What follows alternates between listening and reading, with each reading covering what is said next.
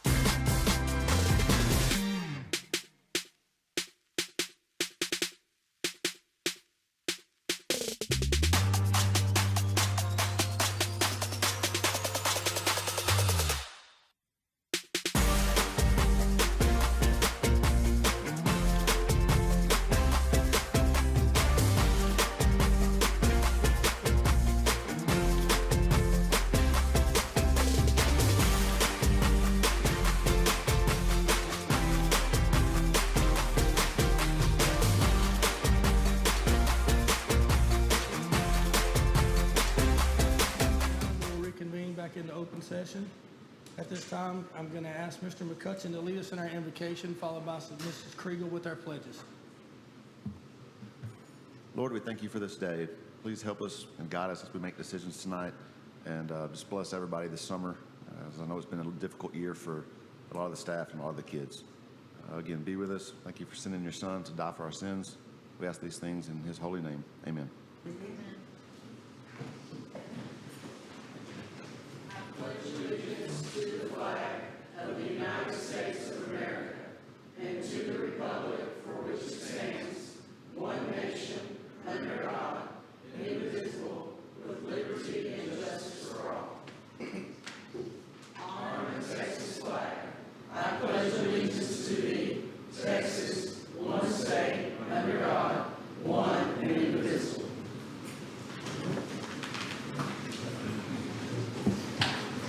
Next item on our agenda is our open forum. I believe we have 3 individuals signed up to speak tonight.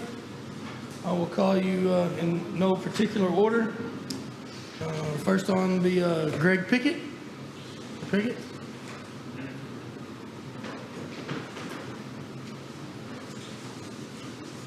I will ask you to please step forward, state your name and address for the record, please.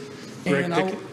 You have 5 minutes to speak. I will let you know when you have approximately a minute left, and then when you get down to 10 or 15 seconds, I will let you know that as well, okay? Okay. Proceed when you're ready. So my name is Greg Pickett. I live at 329 Brookbend Drive in Waxahachie. I've been in Waxahachie since 1999, and had students in the school for a number of years. Tonight, I came to address the board in support of Jeremiah Eipert. I'm aware the board does not have oversight of hiring and firing of school staff. However, your superintendent is responsible for that, and she is here tonight. So the results of this decision is one of the grossest injustices that I've seen in our school in a number of years, and it's very disappointing to see what's taking place. There's a number of students, a number of parents, a number of members of the community who are grossly in disgust of the approach that we've taken of demoting an individual to a point to where it's embarrassing and almost to where they will quit their job. And this is a repeat of a behavior that we've seen from our school district. My wife and I have been strong supporters of the school. We're strong supporters of the school board. We've been involved in Pi, Deer, Quarterback Club, theater, choir, booster clubs. The list goes on and on and on. And the decision that happens tonight won't change that. We'll continue to be involved in those things because we believe in this community. I want to address the competence of Jeremiah Eipert in the role of director. The suggestion that he might not be a leader is beyond absurd. I have been involved in 4 years since he came to the high school. I was fortunate enough to have a student that was involved since his beginning in his role of director. Every event that we've been involved in has been organized and executed with military precision. We've had other directors, we've had other choir parents, whether it's in the theater or it's choir directly, who have brought it to our attention the level of competence that our staff, our administration, as well as our students demonstrate in the way they conduct themselves and the way that these events have been ran. We've even had friends and family come from outside of the school district that do not have kids involved to come see the performances and the events that have taken place. I've had the privilege of watching each one of Jeremiah's students excel and grow to a level of professionalism, as I mentioned, that you would pay for these types of shows at other locations. The students that Jeremiah has brought into his classroom, they've experienced more than what you would see in some of the other fine arts programs, some of the athletic programs. They've found a home. They will openly tell you that Jeremiah is one of the fairest individuals that they have had the privilege of having as an educator. I've seen this personally. He has also given the opportunity for students to excel that weren't the highest and the brightest star, and give them an opportunity to move into things that no one would have ever thought was possible. I've personally witnessed individuals who came from the deepest, darkest parts of our community and are now excelling and moving on into college and doing things because of the support that they had from this individual. So leadership is not something that he is shy on. Organization is not something that he is shy on. And certainly his sense of community and his devotion to this school district is absolutely unparalleled.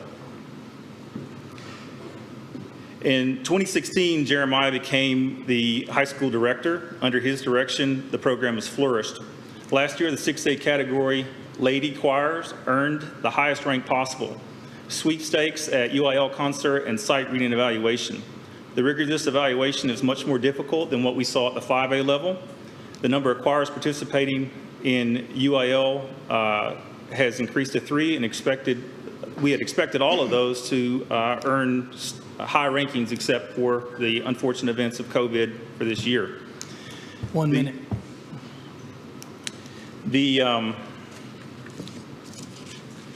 There's a record number of students who have achieved the highest number, highest placement in Region of Honor, and this is the highest number that have placed, 26 students placed in Region of Honor choir, and this is the highest number that Waxahachie's had in the history of their choir. Jeremiah was nominated the Best Musical Direction 4 years in a row at the Dallas Summer Musical High School Theater Award and won in 2017 against 88 other schools. No other school in this contest has been nominated for Best Musical Direction more than Jeremiah Eipert.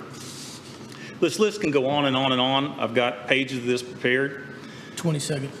The accomplishments of this program have consistently been record-breaking. I realize what's been done is legal, but in my opinion, it's cowardly. And our community is growing very tired of this type of demoralizing. It is time that we stand up with integrity and honesty, and we recognize when we make a mistake, and we show not only our school members, our students, and our staff, when we make a mistake, we correct it. And if there's an injustice, we fix it. And that the good old boy club in Waxahachie is dead and gone. That's and your that we time. are. Time's up, Mr. Pickett. Okay. Thank you, sir.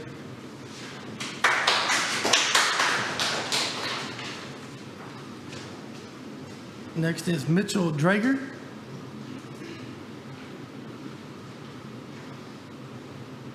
Drager, have you step forward, state your name and address for the record, please. Remind you have 5 minutes to speak. I will let you know when you have approximately 1 minute left and about 15 or 20 seconds left. Okay. My name is Mitchell Drager. My address is 129 Fallen Rock Drive here in Waxahachie. I'm here also to speak about Jeremiah Eipert. I've known him for several years. I know he's had a pristine record. He's never had any kind of grievances or anything filed against him.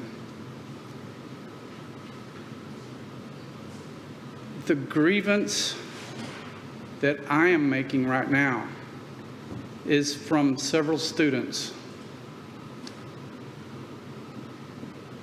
His family and several other friends of his.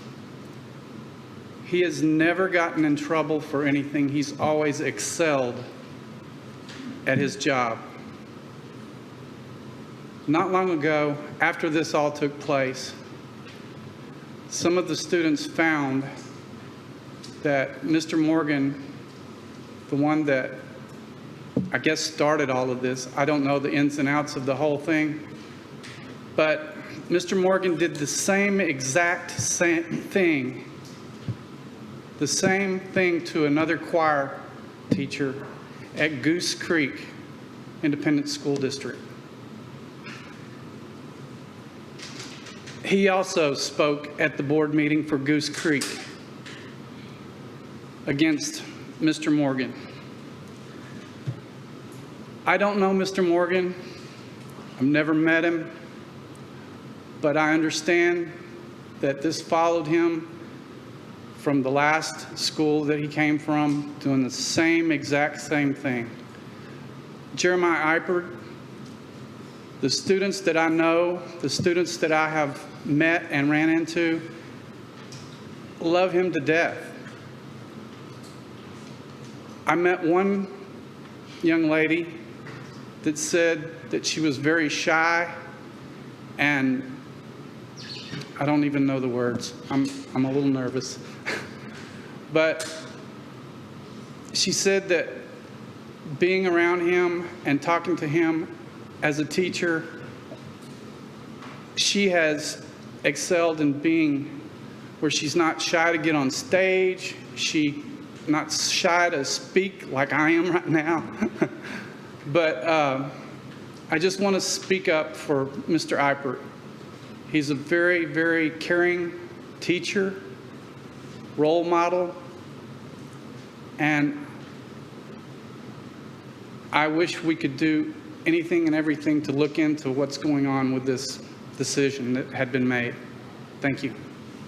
Thank you, sir.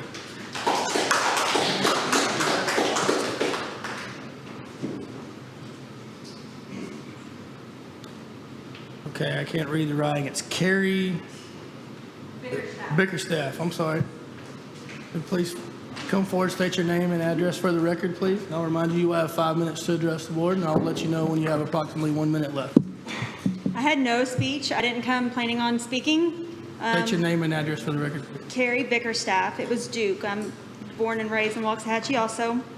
Address is 1626 Wildflower Drive. I'm speaking on behalf of my son and a few other students. I did have a son graduate this week, but this is for my son who is a sophomore. I have a letter from him. His name is Clayton Honeycutt. And he actually met, I grew up with Jeremiah, so I know him as Jeremiah. And then Mr. Eipert is how I came to know him, of course, from my kids. He, without knowing I knew him, introduced himself to Mr. Eipert in junior high when he was at Finley. He heard there was a music theory class, and he was interested in that. And then I got a message from Jeremiah saying, "Oh my goodness, I'm so impressed with your son. I would love to have him in my music class." And he ended up joining choir. He was in chorale last year, so that was 2 years, and he was planning on being in jazz choir, but now he's not going to because he's no longer there. So this is just a letter. My son didn't want to speak. He's very shy, and Mr. Eipert is one to push him. He let him have 2 solos in a choir concert and piano solos. He was a self-taught piano player, so he has helped him pursue piano, a music degree. He's gone out of his way, essentially. So this letter, how Mr. Eipert impacted me. If it weren't for him, I wouldn't have performed piano on stage, not 1 song, but 2. That's been something on my bucket list for a while, and he helped me mark it off.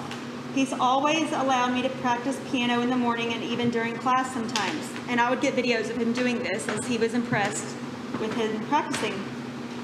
Piano helps in these stressful morning. He even gave me an award for using the practice rooms correctly, which I thought was funny.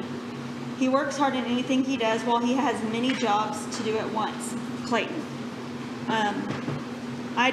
I feel like there's nobody that could do the job better than he could. And I told my son he should drop out of choir, honestly, if he's not going to be there. I don't think that there's anybody else that deserves the spot. I know he wasn't fired from the district. I understand that.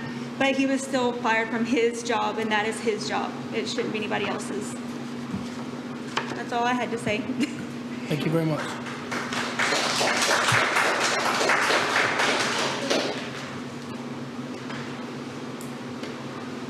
Next item on our agenda is our Human Resources Report. Ms. James?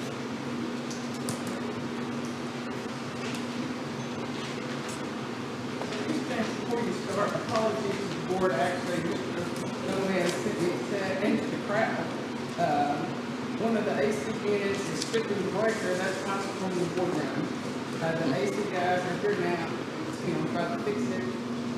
So we are doing everything we can. We understand it's going to form, but it wasn't.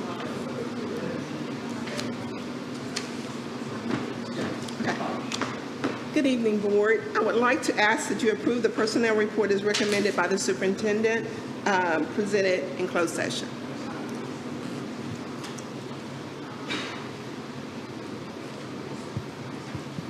Any questions or comments from Mrs. James? Okay, this time I'll entertain a motion to approve the HR report as presented in closed session. So moved. Moved by Mr. Starnader, second by Mr. Schofield. Any other discussion? All in favor say aye. Aye. All opposed say nay. Motion carries 7-0. Thank you very much, Mr. James. Thank you. Okay, next item on our board workshop would be legislative advocacy for the fall TASB Delegate Assembly. Yes, sir, this is something that the board wants to discuss tonight, or you could look at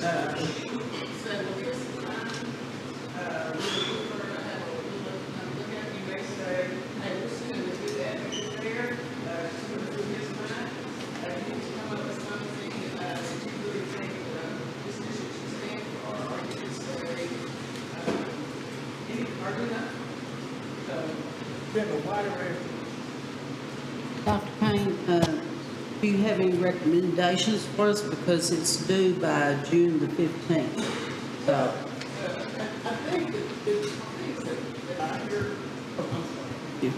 I think the things that I hear concern from the board, which is teacher burnout, making certain teacher compensation, school funding, adequate facilities funding. I mean, everything that we struggle with, other than the new surprise, COVID, are already on that agenda.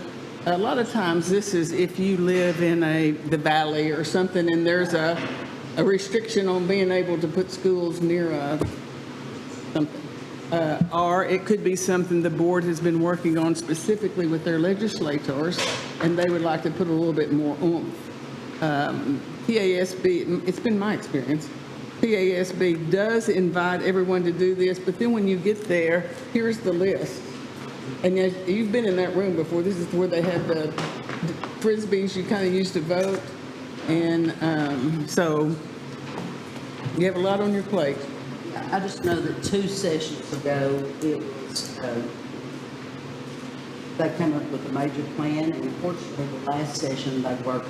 So it took a session of not working, but 2 sessions ago, we did, I mean, the District 10, I believe, had a whole legislative plan that we finally adopted. And the teacher organizations in the last several years have been working closely together along with the administrator organizations to come up, because in the past, everybody was allowed to have, that the legislature could say, well, look, we can't solve all that. So by them working together, they're saying, okay, we just need these 5 things. So they've made it more difficult to be told no on teacher pay. In the last meeting, we had our delegate, Yes. Mr. Starnader. Did you have something you wanted to add? Oh, so Ms. Kriegel or anybody else on the board, if you have anything, I can work something up if you want me to. Really, or and whatever. Yeah. if the board feels comfortable in saying, look, let us call Ms. Starner, because I don't think you're going to come up with something the rest of the board's not going to support. Right. So it could be that way. It doesn't necessarily have to be. Ms. Starner, we can talk about a couple of Okay. things and then send it out Okay. to the board to see from the legislative viewpoint. Anything else? Sounds good. Thank you. Okay, next item on our board workshop will be Howard geothermal update. Mr. Perry? And it's been one of Mr. Perry's favorite things. It was supposed to, some of those projects start out really small, and the next thing you know, you're deep. This is huge, and I'm excited to speak to you about that. Who did not get a copy of my Did cheat everybody sheet? get a copy of the cheat sheet? And he's not intending to go through all of the slides. That's why we send them to you, unless there's a specific one. And so he's also now handing you a cheat sheet. I think we can come up with something better than additional information. Yes, Okay, so when I left Howard Junior High, which is affected by this gift, one of the things I was kind of charged to do is figure this out. And it's been a big part of my job up until, really until I'm moving into a new position. But I want to give you folks a update on what we got. We contracted with RWB Engineering, which they're basically a building envelope firm that they figure out AC stuff. They actually were the design team on Simpson and on high school. So their lead on that is really big on fixing the problem and utilizing the equipment that they have. So after several weeks of looking at Howard and what we got going on there, they came up with some options, and then I have a written in option I'll throw in there at the end. But basically, what we've got historically, the heating and cooling mechanisms there, they're just not working. It's called a water source heat pump. They use groundwater as a water source, and theoretically, the water is supposed to come into the building at around 70 degrees and help the building cool and heat when it's called for that. And it's not adequate enough. The ground is not great, and then the water source, which comes from wells outside the building, which you guys all saw us digging them up, looking for leaks. It's just not a great system. So we've limped along. I remember my very second week on the job there, we had National Junior Honor Society induction, and it was about 85 degrees in there that afternoon before we did it. And I was sweating bullets, literally and physically, thinking, are we going to be hot tonight? And, you know, we always figured out a way to cool it down. So how do we fix it? Some of the options are, one is RWB said we could still use the well fields that we have, and but put the non-academic wing, which is the gym and the band hall and the choir room, everything from, if you're familiar with that building, from the cafeteria west, would be on a chiller tower to get it cool water to cool down. And then with the installation of a vault, they call it a vault, but a room with a valve system. Sounds really fancy because it really is. When it came to the warming part of the season, winter, those valves could shift back over to the well fields and use that warm water to heat the area. Okay? So option 1 and option 2 are really similar, with the exception of one option would be using the existing wells for the gym area side in the summertime and the cooling times to actually supplement the wells on the academic side. So we would use wells to help cool academic side and a chiller tower to cool the non-academic side. So that's basically what option 1 and 2 are. And we're looking at $1.5 million to $2 million to do for that to happen. Okay, and I see some grimaces, and man, just wait. Let's keep going. With that, the $2 million would include the $90K, and that's because that school is no gas. There's not gas over there. It's be about $90,000 to bring gas to the building. Option 3 would be to completely abandon the idea of trying to salvage the well fields, which they haven't been great.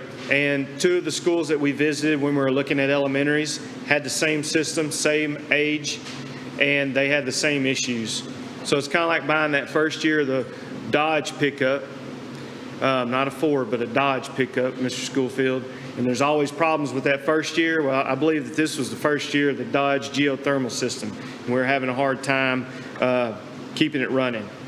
But option 3 would be to completely abandon the well fields and use a boiler and a chiller on both sides. So it'd be 2 boilers and 2 chillers to help the system cool and heat the building. According to RWB, the equipment in the building, which is water source heat pumps, are still in great shape and still have 15 to 20 years possibly of life in them. But at this point, the water supply coming in is not the adequate temperature. And to kind of give you a reference, it's interesting, my father-in-law has geothermal on his house. His water supply coming back to his house for heating and cooling 2 weeks ago was like 57 degrees. At our building, it gets up to 110 plus in the summertime, and it should be in the 70s. So that's the issue we're coming with. The system just can't cool it down enough to keep the building cool. And so that's option 1, 2, and 3. And option 4 has been brought up to me by a few people. Is why don't we just chunk this? It doesn't sound like a good idea. Why don't we just use what we have at, in other schools, rooftop units? Well, that's a sloped roof. That would be virtually impossible. The equipment that is involved with what we have right now for the geothermal unit is actually inside the building under the roof, which takes up a lot of space. It would have to be removed, which means the roof would probably have to be removed to remove it. And then finding space to actually put the equipment to run a traditional split unit like we see here or every other school besides Felty and Clift would be a big issue. I didn't get an exact estimate on that, but I know that they're doing a switch out in Midlothian at elementary, and it's over $5 million. So, and it's not quite the size of Howard. And then, if you're keeping up with me, I'll throw out option 5, which I'm being a little candid about it, but at the same time, you know, I was principal there for 3 years. I was director of facilities operations for 2 years, and during that time, it's been an issue. And at one point, we had water running through the system constantly, and it cooled, and that is not a good plan. So that's what led us to the first step of maybe correcting the issue, was to find the leaks. We had 4 leaks, and we were able to find and rectify 2 of the 4. So we still have some small leaks out there, and we don't have water constantly running.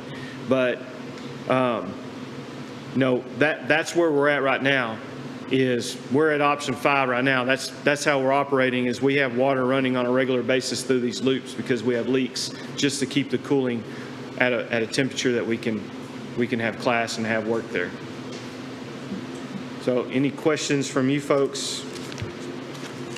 I got answers, I hope. Do we have this system on any of our other campuses? We have, this system came on all 3 buildings of that bond. That was Felty, Clift, and Howard.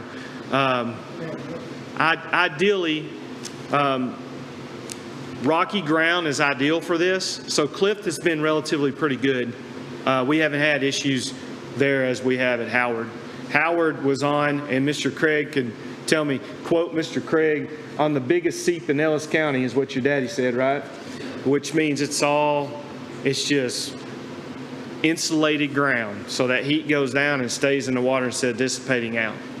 And Felty has been okay also. We'll have some issues, but nothing like Howard. What is the life expectancy of this system if everything was working correctly?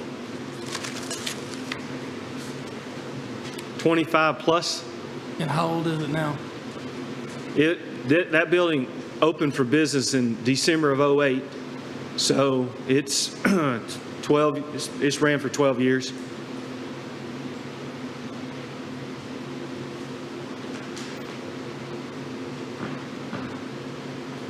Any questions for Mr. Perry?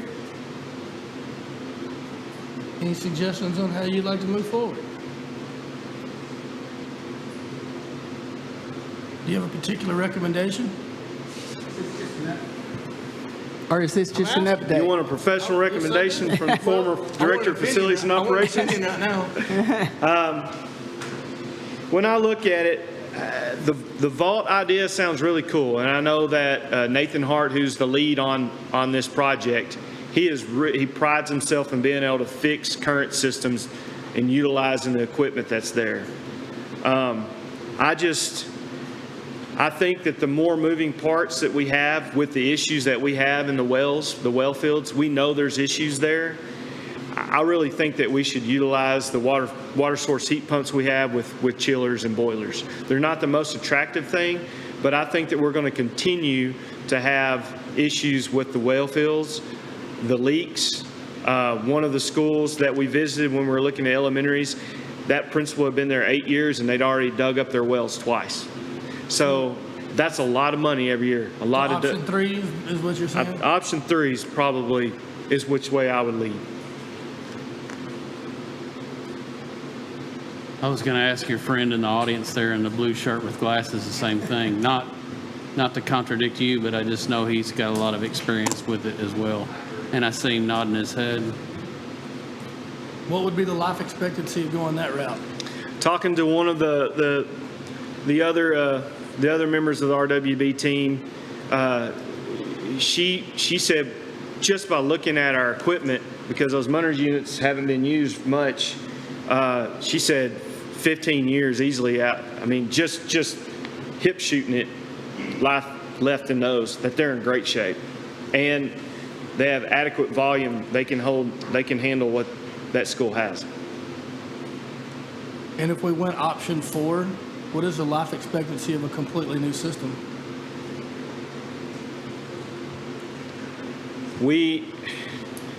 That's kind of hard to tell. Just on average.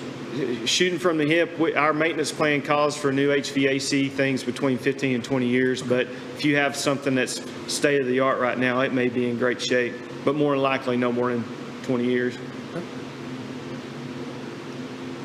And that would be I'm not trying to dissuade, that would be that school would have to shut down for option 4.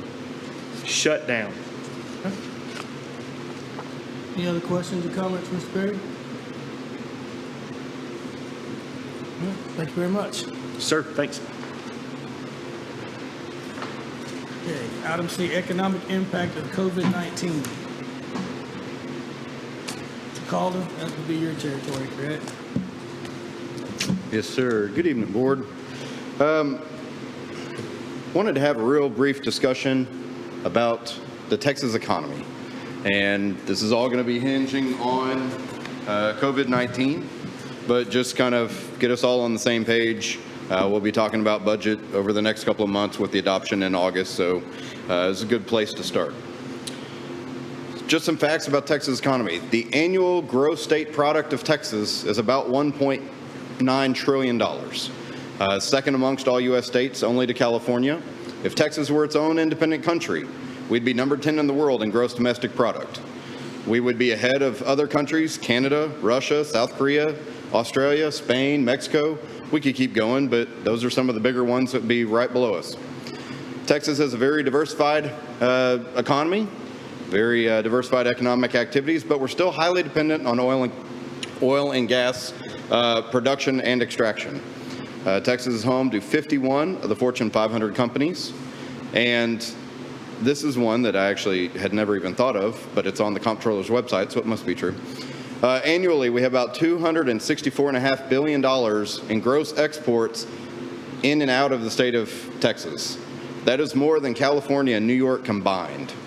So the gross production capacity of the state of Texas, we are sending a lot of that, the goods and products manufactured outside of our borders, and to the tune of more than California and New York combined. The state of Texas operates on the biennial legislative year, which is also a fiscal year. So for the 2019-20 biennium, the legislature started with $4.18 billion in surplus revenue from the 18-19 biennium. Revenue available for allocation was $119 billion, and that was about an 8% increase over the previous biennium. Really big numbers, but the general point is the state was expecting economic prosperity going into the biennium that we're in. We pretty much achieved that last year, the second year of that biennium. So, but the state was calling for an we'll call it 8.1% growth in revenue for allocation purposes for this biennium. Just for future reference, sales tax makes up over half, about 54.5% of all state revenues available for appropriations. So what have sales tax receipts been up to recently? Sales tax was estimated in this biennium at $35.5 billion. Through May of 2020, the state operates on the same fiscal year we do. So with 3 months left in the fiscal year, you had sales tax receipts of $25.6 billion. So we're about $10 billion behind in sales tax revenues. Year over year, or year to date, we were up 1.2% in sales tax collections through the month of March over last year. Again, state expectation was closer to 8%. So we were seeing a little bit of a trend of this is going to yield a little bit tighter for next year's budget when the legislature meets. Collections in April and May were 9.3% and 13.1% down from the same month in the prior year. This is that COVID effect. We'd been ticking along with sales tax collections at least 1% higher than the month before. Then we hit April, and it went down pretty good at that point. If our collections for June, July, and August, just sales tax, equaled last year, we would be $1.5 billion short of meeting the budget estimate for the revenue. If our sales tax in June, July, and August, each month individually, were 15% higher than last year, we would meet our revenue estimate on a state level for sales tax revenue. More than likely, that's not going to happen. Here's the COVID cliff. Ooh, it's a picture, and it's pretty. Sales tax collections through March over last year were up almost 5%, which is good. Sales tax collections, or total tax collections, sorry, this is all taxes, oil and gas, franchise, all the taxes that go into the state revenue were down 8.25% through the month of May. In May alone, tax collections were down almost 50% compared to the prior May, so May of 19 compared to May of 20.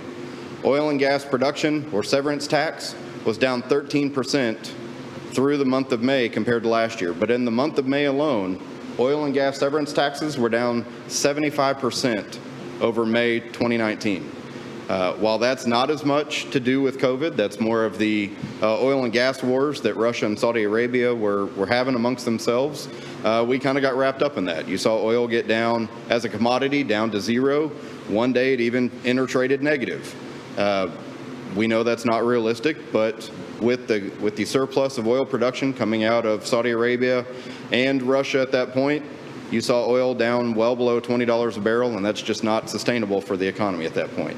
The comptroller was estimating average oil price to be about $60 a barrel when the original revenue estimate came out for the 1920 biennium.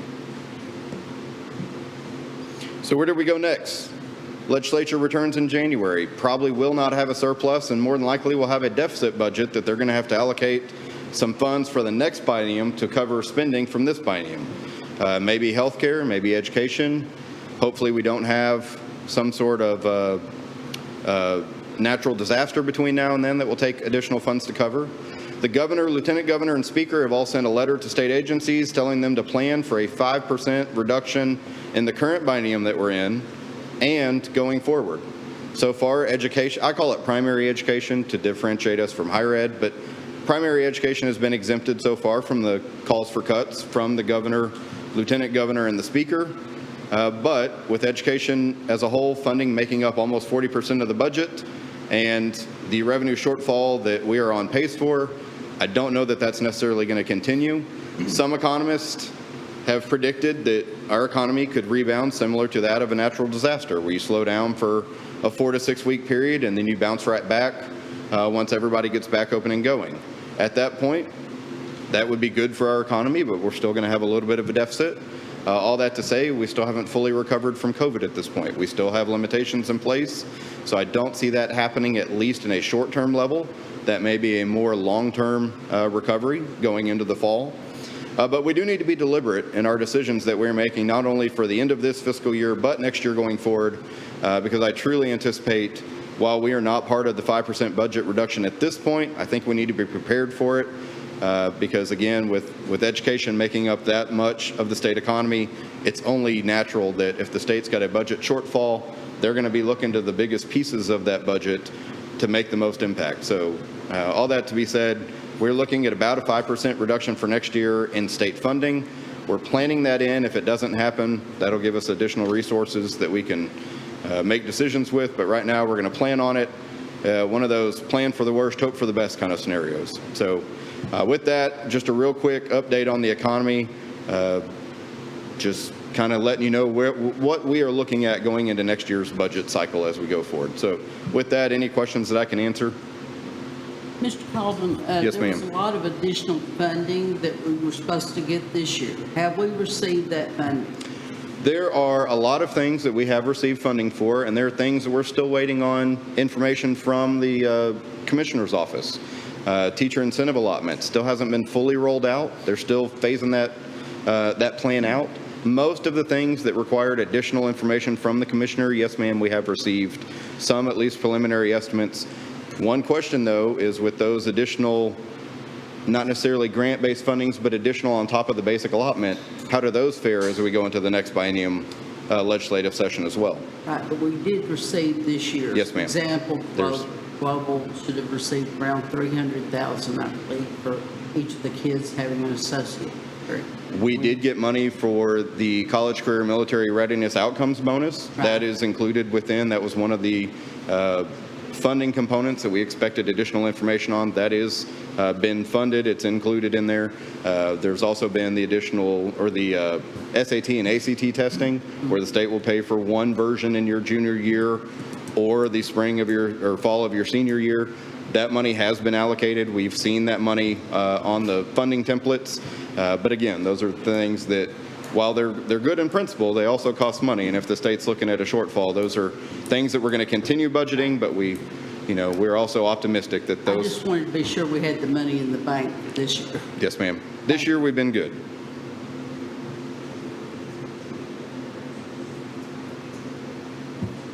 All right. Anybody else? Thank you, Board. Thank you very much, Mr. Coleman. Okay, item 5, reports. We got project manager report. Mr. Craig.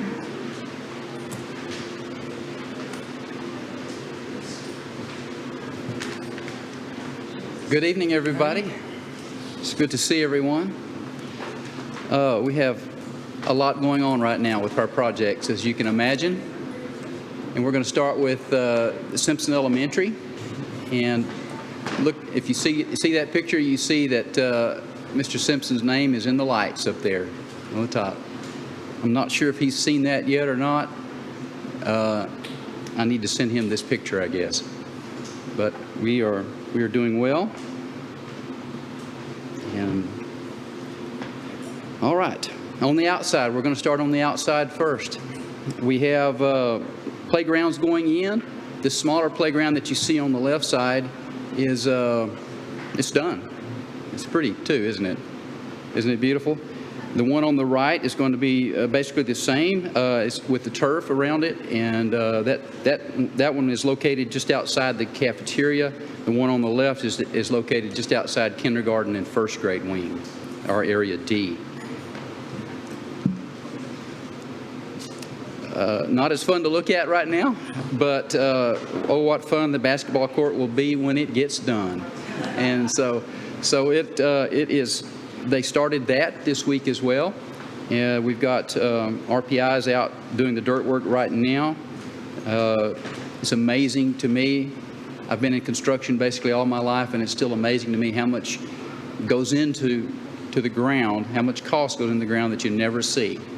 But almost half of the cost of this is in the ground, and you'll never see it. But if you don't have it, you will definitely know it later on. Come on, work on it. All right. Area A1, offices and classrooms, just about ready.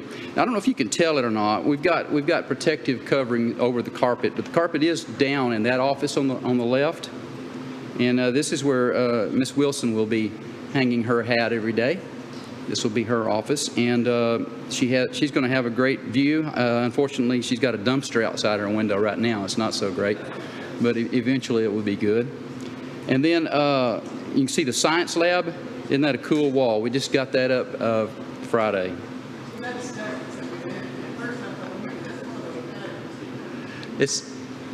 That's permanent. I mean, that's part of a That's great right. science. That's permanent. No, that wasn't scribbling on the wall. Because it does look very STEAM, which is what STEAM and STEM. It does, doesn't it? Yeah. So, all right. And the picture on the left is the library. When we move into the library, into A1 area on June the 22nd or thereabouts, we're going to have to place a lot of furniture in that library. As you can see, that library is full of ceiling tile right now, but we're using it quickly.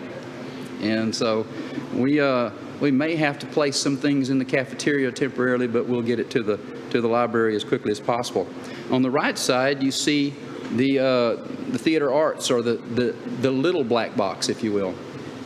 If you see the chains hanging down from the ceiling, that's a lighting grid is going to hang down from those chains, and it's going to be pretty cool for these kids to be able to direct that and to manipulate that. And there will be curtains hanging across there, and even curtains across the windows there to darken that area. Oh, I don't know. Stephen, can I go back?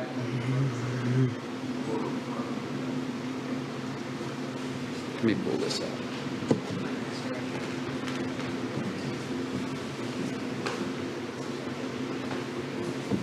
There we go. Now I can do it. All right. Now then, A2, which is upstairs, classrooms are coming along really well. You look at that and you're saying, well, there's a lot to do there, but you know, that ceiling grid can be put in that ceiling in about an hour's time, and it's just about done.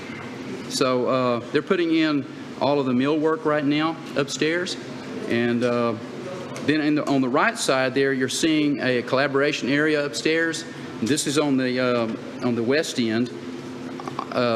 Boys' restrooms are just behind. You see that kind of red plywood there. Behind that area is the boys' restrooms, and then on the opposite end of the building, the girls' restrooms looks exactly like that, only in a mirror image of it. And then we've got the front entry area, lower and upper. It's going to be pretty substantial. When you look at that, it kind of reminds you of the high school, doesn't it? And that's exactly what it was patterned after, as you well know. Area B. Area B, as we're going around clockwise, and this is on the east side of the building, is coming along, and now all of the trades have kind of centered on that, and so it is going very quickly. So when we're talking about 6 weeks to completion now, 5 to 6 weeks, and they're going to hand us the keys. So we're calling substantial completion in 5 to 6 weeks. So, and you're looking at that and you're thinking, sure. Well, yeah, we're going to do it. Every day you see a huge difference right now. And the cafeteria, it's going to be such a fun cafeteria. It really is.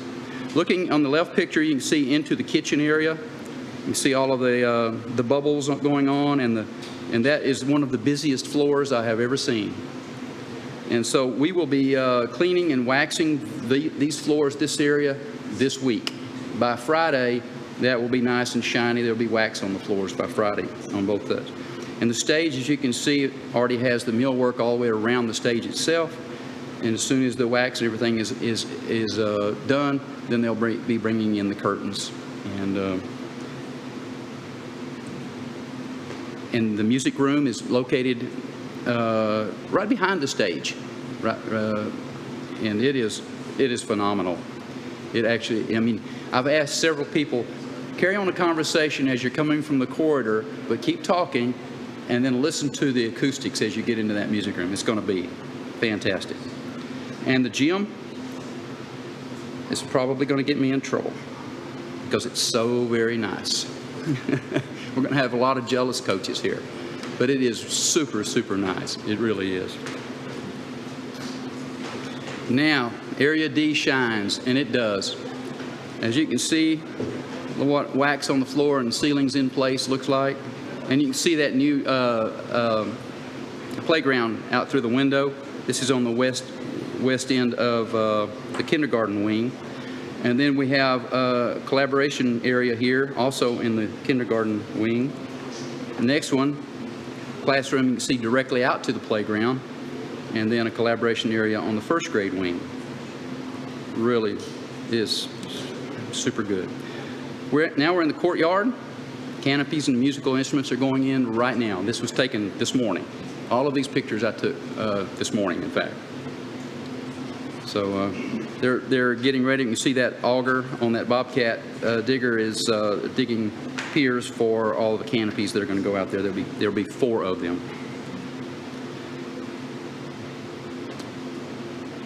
Now we're and I'll just kind of open this up to questions about Simpson at this point. Mr. Craig, I have a question. Yes, ma'am. And thank you for the wonderful tour that you took us on last week.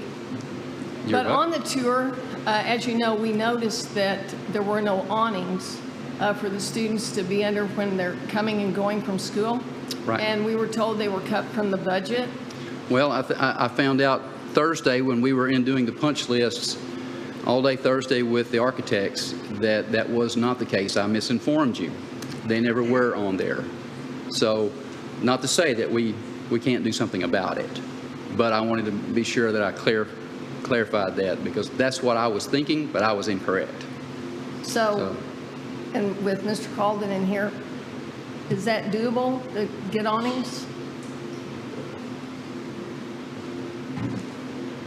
So After hearing your question on Saturday, I asked Mr. Craig, hey, do you think we have any room left in the guaranteed maximum price budget on Simpson? And he told me today, we think we have about $200,000 left in contingency. And so when we looked at awnings, the initial quote that we got was about $79,000 for awnings around Simpson. So yes, ma'am, within our owner's contingency, we could add those awnings to the guaranteed maximum price of that building using up our owner's contingency and add them to that to the project if that's the pleasure of the board.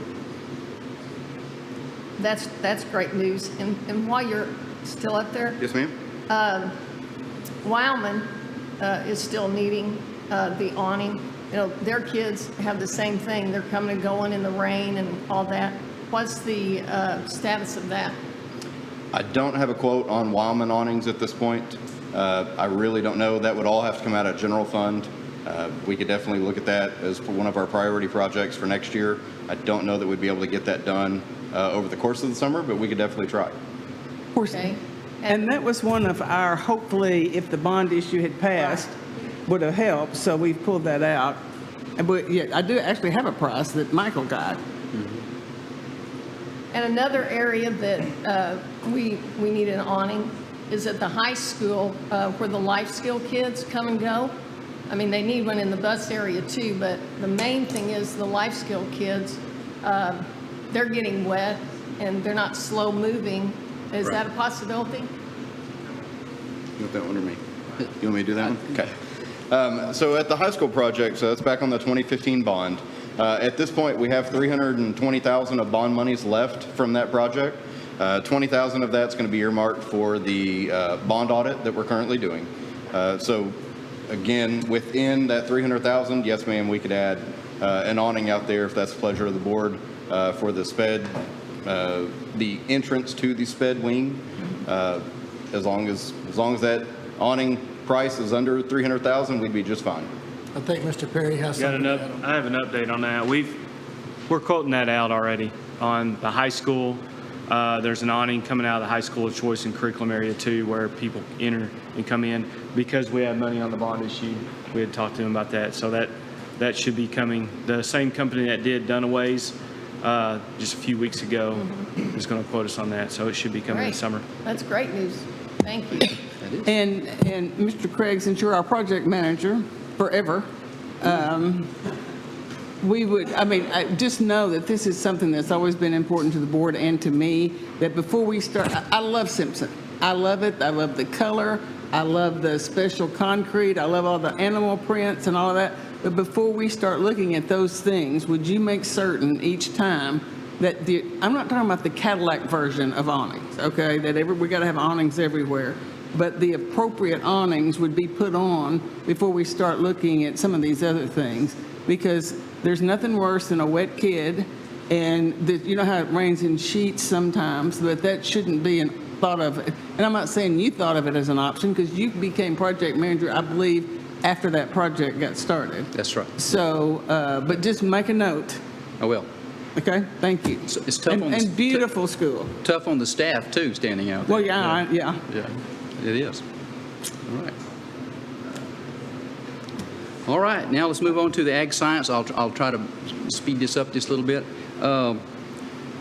It is looking really, really nice out there. Yeah, I'm serious.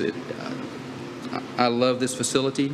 It's right down my alley, if you will. And so we are actually putting sod down in the two alleys now that it's down my alley. In the morning at 6:30, we're going to start laying that sod.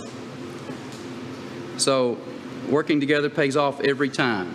And you can see, I think probably you recognize most of these folks in this picture. I think the only ag teacher we were missing there was Mr. Glenn. And I think he had just stepped out, or I would have gotten him in the picture too.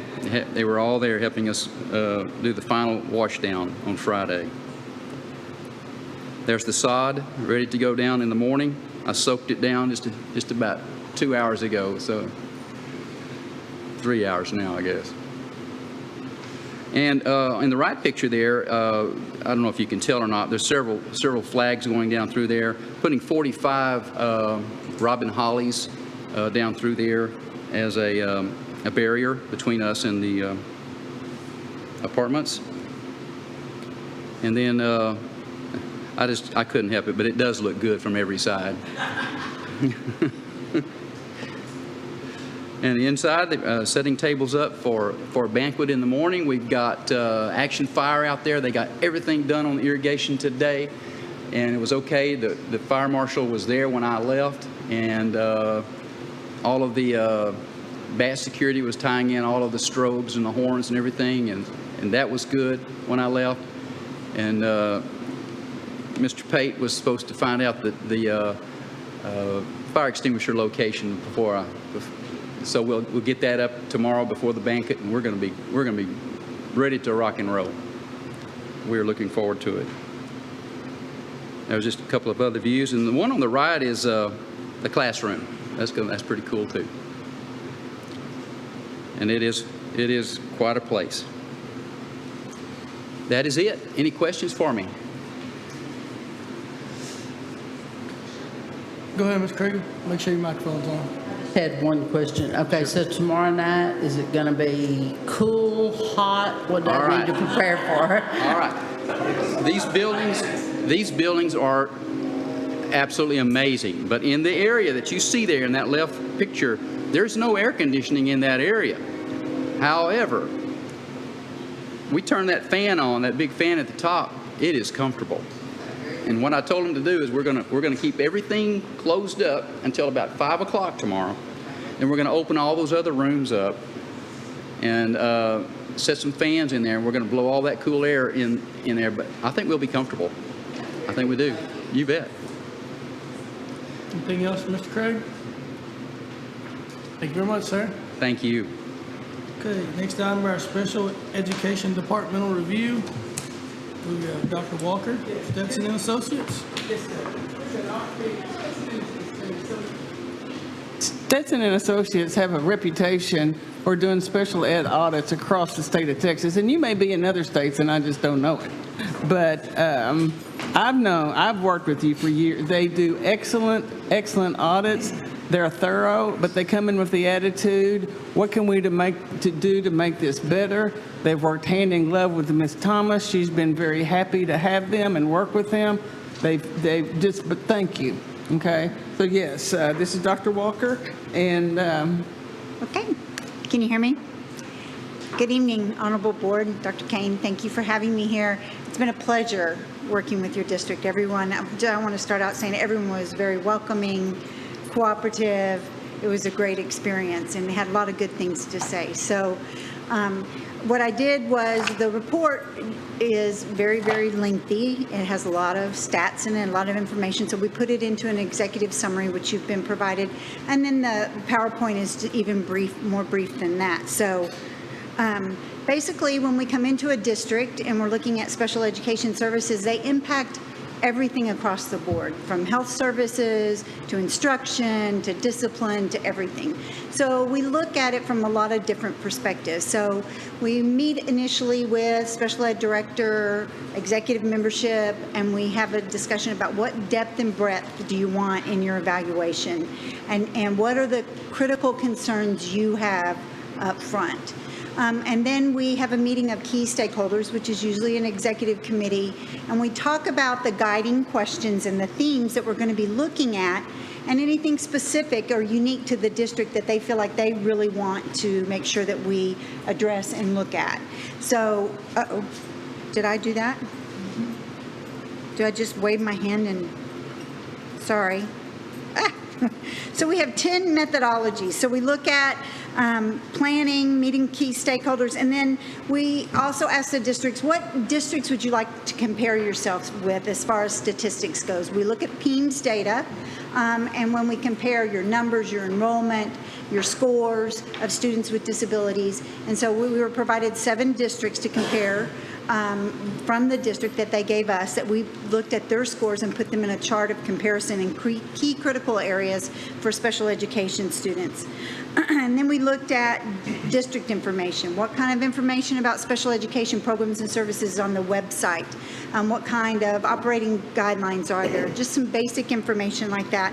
And then we also did interviews with key district members and got their perception. And we asked them 2 questions. What is going well with special education supports and services, and what do you have concerns about? And then we also did observations within classrooms. It was myself and another colleague went to some of the secondary schools, and I went to some of the elementary. Obviously, we could not go to every school, but we have a form in which it has been vetted by the Department of Ed and everything, and it really looks at key critical components of instruction, whether it's in a general ed classroom or in a specialized classroom where students with disabilities are being served. We reviewed information in the students' eligibility folders. We also did focus groups with principals, parents, special ed teachers, general ed teachers, paraprofessionals, principals, and the itinerant staff and special education staff and assessment staff. And they were asked really the same thing, and we took notes and looked for trends in their concerns and what they thought was going well. And we asked them the same 2 questions that we do on our interviews. Tell me what's going well in Waxahachie ISD for students with disabilities. What's good? And then what are your concerns? And then we also did a faculty survey and a parent survey that was sent out from the district, and the responses go to our office, and then we analyze that data and put that data together and look for trends and concerns and things that are going well. So we found, some issues, some concerns, and when we write the report and we put that together, we divided it by 5 themes, and we're going to go over those themes, and we put those themes together in areas of concern, areas of strengths, and then recommendations within each area. So we reviewed the report findings with superintendent, deputy superintendent, developed a district action plan with key administrative stakeholders, and then we reviewed the report findings and action plan with campus principals, and then tonight here we are at the presentation of the board. In order to expedite what we are doing, what I did was I took the recommendations and we put them in an action plan, and that was all vetted, and so we're going to work off of the action plan because that's really what we're going to look at moving forward. So your next few slides have to do with the themes and what are the action items under each theme. So the first theme area that we looked at in the evaluation was a common vision. In order for special education supports and services to be good quality services, we all got to be on the same page. We all have got to be accepting and knowledgeable and willing to serve all students, not just students with disabilities, but all students. So these are some of the items that are on the action plan, and I'm not going to read them, every one of them for you, but basically it's what are some of the things that we can do to develop that common vision across the district. And it is making sure we're all saying the same thing, making sure we're getting information from everyone, making sure we're publishing department materials that are available to everyone, and that we're all moving towards inclusive practices of students with disabilities and looking at quality services and supports. One of the recommendations is to do what we call a step-by-step training through our office, and it really lays a foundation for what are good quality inclusive practices, what are good quality instructional practices for students with disabilities, and how can we make that happen within the district. And every campus sends a support team to that training, and then after that training we provide support on implementation of the activities. Making sure that our district improvement plan addresses all areas. Like I said, it's not, special ed has gone from, I've been in this business for a very long time, since the early 80s. I've been a teacher, a diagnostician, an administrator, and so I've seen it from a lot of perspectives in over 30 years. And we're not a little isolated entity over here anymore. We are working with everyone within the district, and everything we do impacts all kids. So we have to really be thinking about how can we make sure our district improvement plan reflects that in career and technology, in nursing services, like I said, in discipline and in instruction as well. Making sure that everybody knows what is quality standards for students with disabilities. I mean, what should we be looking for? What kind of items should we be thinking about? And then updating operating procedures. So moving on to theme 2 is instructional excellence. And there were, That was the largest area theme 2 was, and the largest number of recommendations. And it really involves training and looking at research-based practices, not only in inclusive classrooms, what we call in-class support, but also in specialized classrooms. We have found over the years, and research has shown that kids do make more progress with good quality instructional services that are implemented within the general classroom if that is done with integrity and everybody knows exactly what they're doing. Not that students are not going to need self-contained environments, but fewer and fewer students need that kind of isolated, segregated support. After instructional excellence, the third theme was partnership with parents. And it is really, we only had 2 parents who showed up for the focus group, and they were very vocal, but they were very supportive. We had quite a few who turned in the surveys. I think it was like 27, 28%. And most of them were complimentary, but there were some concerns with communication, not just with central office, but with campus administrators. Most of them felt like they had a pretty good support for their students, but the communication could be better and the relationships could be better. So all of the action items on that are related to that, as well as maybe developing an advisory committee where parents can have more of a say and feel more of a part of having a voice in Waxahachie ISD and working together as a team, because that we are instructed even through federal law to be partners with our parents in this process. And then theme 4 is effective and efficient use of capital resources, which includes staffing, which includes how many teachers we're going to have, how many diagnosticians. We looked at that. There were lots of concerns from people about staffing. Do we have enough? And we looked at the levels of staffing compared to other districts, and there were a few needs in staffing, but there are also some quality instruction needs that need to be addressed, and how staff are being utilized before we can make some determinations about instructional staffing. And so some of that has to do with the training on here and how we build that capacity. Also learning, special ed is laden with paperwork. I mean, when you have documents that are 40 pages or more that you're having to do once a year on a student, if not more, there's tons and tons of paperwork. And it's really providing our staff also the most effective and efficient way to get that paperwork done and to do their job, and making sure that they're assigned to the roles and responsibilities that they were hired to do, and that they're doing them in the most efficient way. And so there's some recommendations for that, and training staff on that.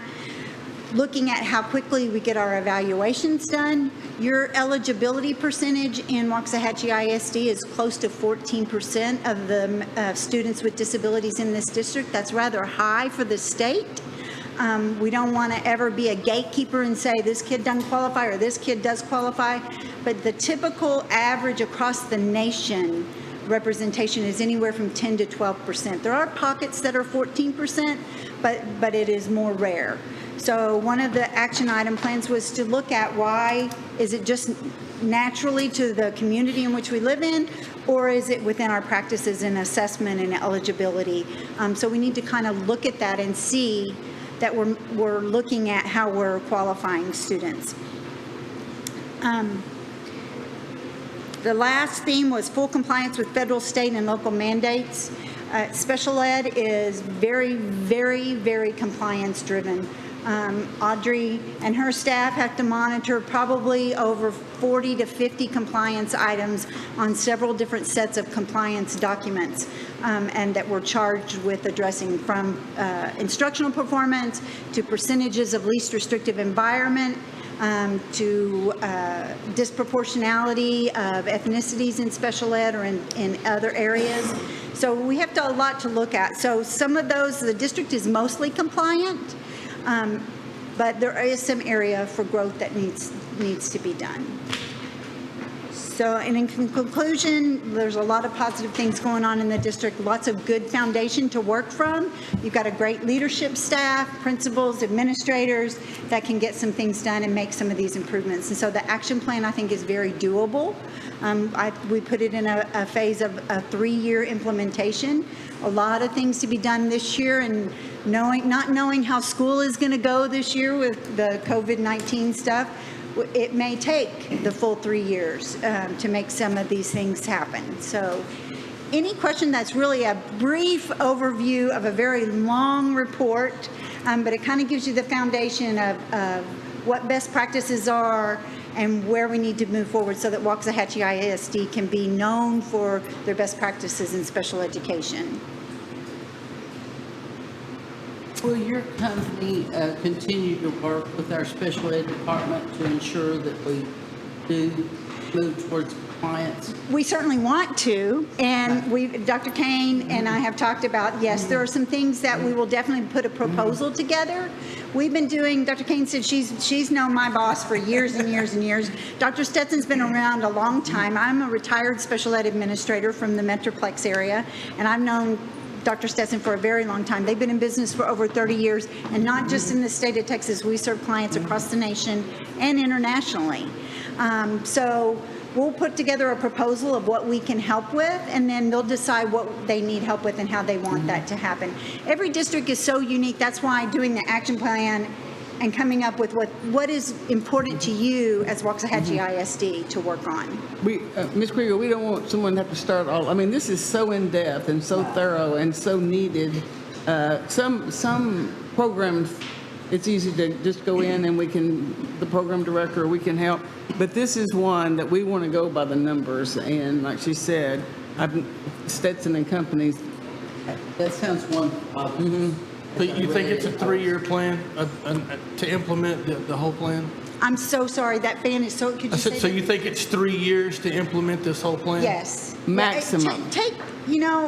Like when I first started teaching, kids with disabilities were in separate buildings. We've come a long way, right? But we also, in many districts, still have a long way to go.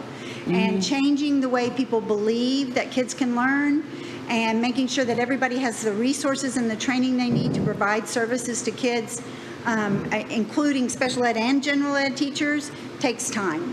And so I do believe it will take at least 3 years. And then even after that, it's going to require that ongoing support and ongoing training that sometimes the district will be able to pick up and provide, and they may still have to continue to provide some training from either us or another company. Yes. Well, we took the first step tonight. We hired three positions tonight. Yes, at your request. And also, Ms. Kriegel, we probably won't wait so long between the next audit just to make certain everything is in place and we're doing it because it's what we do, not because it was recommended. And I will add, in your action report, and the action report is included in board book, it's outlined what is anticipated to be completed in year 1, year 2, and year 3. And a lot of what is in there for year 1 has been done in regard to the positions that the board referenced and several other aid positions that were just determined to be more useful to be combined into teaching positions so that you had certified educators performing the roles. So a substantial amount of work has already been done. And Ms. Kriegel specifically, the training piece that we're excited to be bringing from Stetson is their patented step-by-step program. And if COVID-19 didn't exist, I could tell you exactly what it would look like. Because of COVID-19 and maybe our slightly shortened professional development schedule and the professional development we'll be doing this fall, it's going to look a little different than normal, but it will be done with Stetson's help. And both Audrey Thomas and Brandy Pushofsky have experience in previous districts with this program and this model. So we're excited about the action plan and our ability to let it come to fruition. So your company will be providing the training piece that it's so referred to several times in the... Yes, and we've spent a good majority of March, April, and May learning how to do virtual trainings, just like you have. We actually, one of our biggest clients right now is the State Department of Hawaii, and we've been going over there every month. So we've been doing a lot of virtual stuff with them that we had already had commitments to do. I was telling Audrey that we just did a step-by-step training for the first time with a very large district in the Metroplex for a 2-day training virtually. So if that's the way we decide to go, then we can certainly make that happen. Obviously, in-person training is ideal, but who knows what's going to happen. And I do want to reiterate what Lee just said, is that were already, even before we did the action plan, some things that we're moving forward to make some changes. You're working on your MTSS program, your intervention program, which is critical to what we're doing in special education, because many times we're getting a very diverse population of students who show up for school, not just here, but across the nation. Yes, thank you very much. Any other questions? Thank you very much. All right, thank you for having me. Okay, item C will be our TASB compensation review follow-up.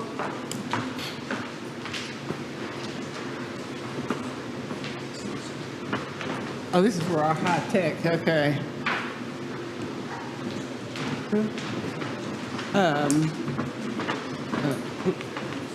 Oh, he's, well, what we're really at, it's going to be Lutz again, but what she's saying, we have, is, are there any questions? If she presented so much information last time at the board that we don't want the board to make a recommendation over something this complex without having the opportunity to ask her. Well, you'd gotten so much new information. This gave you a month to look at it and to come up with those kind of questions. That doesn't mean you can't ask us questions in the future, but as part of the salary recommendations that we're going to have, now obviously Mr. Calden just rained on everyone's parade, particularly this parade, but that doesn't mean we don't have a good plan that we need to go forward with. So sometimes you go forward in smaller bites. But we will go forward because it's a very comprehensive report, and we want to be the most competitive district in the area, that no one leaves us for money. So Ms. Lutz, are you on? I mean, Ms. Kadena, are you on? Because sometimes I know you can hear us, but you can't. Yes. All right. Hey, no. Okay, so how are things in, I'm assuming you're in Austin? Yes, I am in Austin. Okay. One second. Let me just fix the lighting here. Well, it's snowing here. How are you guys doing? I just reminded the board that we had told them we were going to make certain that we had all their questions answered. So President Autry is fixing to call for those questions. He just did with his eyebrows. Are there any specific questions or comments? There's got to be some. I've got a couple. Go ahead, Ms. Timmerman. First, it was real eye-opening, the differences in the salaries, especially our auxiliary staff. With the percentage of, see, that's on page 12. The daily custodian, 38% below market, and then on and on. And those weren't the only ones, some of the clerical and technical. So I'm hoping that we will be able to, in this process, get those people up to the 1% above market, like you suggested. Also, I have a question. Is there a solution, if I'm a teacher in the classroom and I'm receiving stipends, let's say $2,000, and I work hard, I get my master's to move up, I get my master's stipend at $1,500. So now I'm making $3,500 stipend, and again, I'm working hard, I get promoted to a higher position with more responsibility, more days, I go up to 197 days. But when I get that promotion, my new salary is not based on my salary with the stipends. It's based on my base salary. And so basically, I end up making less per day than I was making in the classroom. And on page 48, where you said issues, one of them is adequate pay differentials for higher levels of job responsibility. So how do we fix that?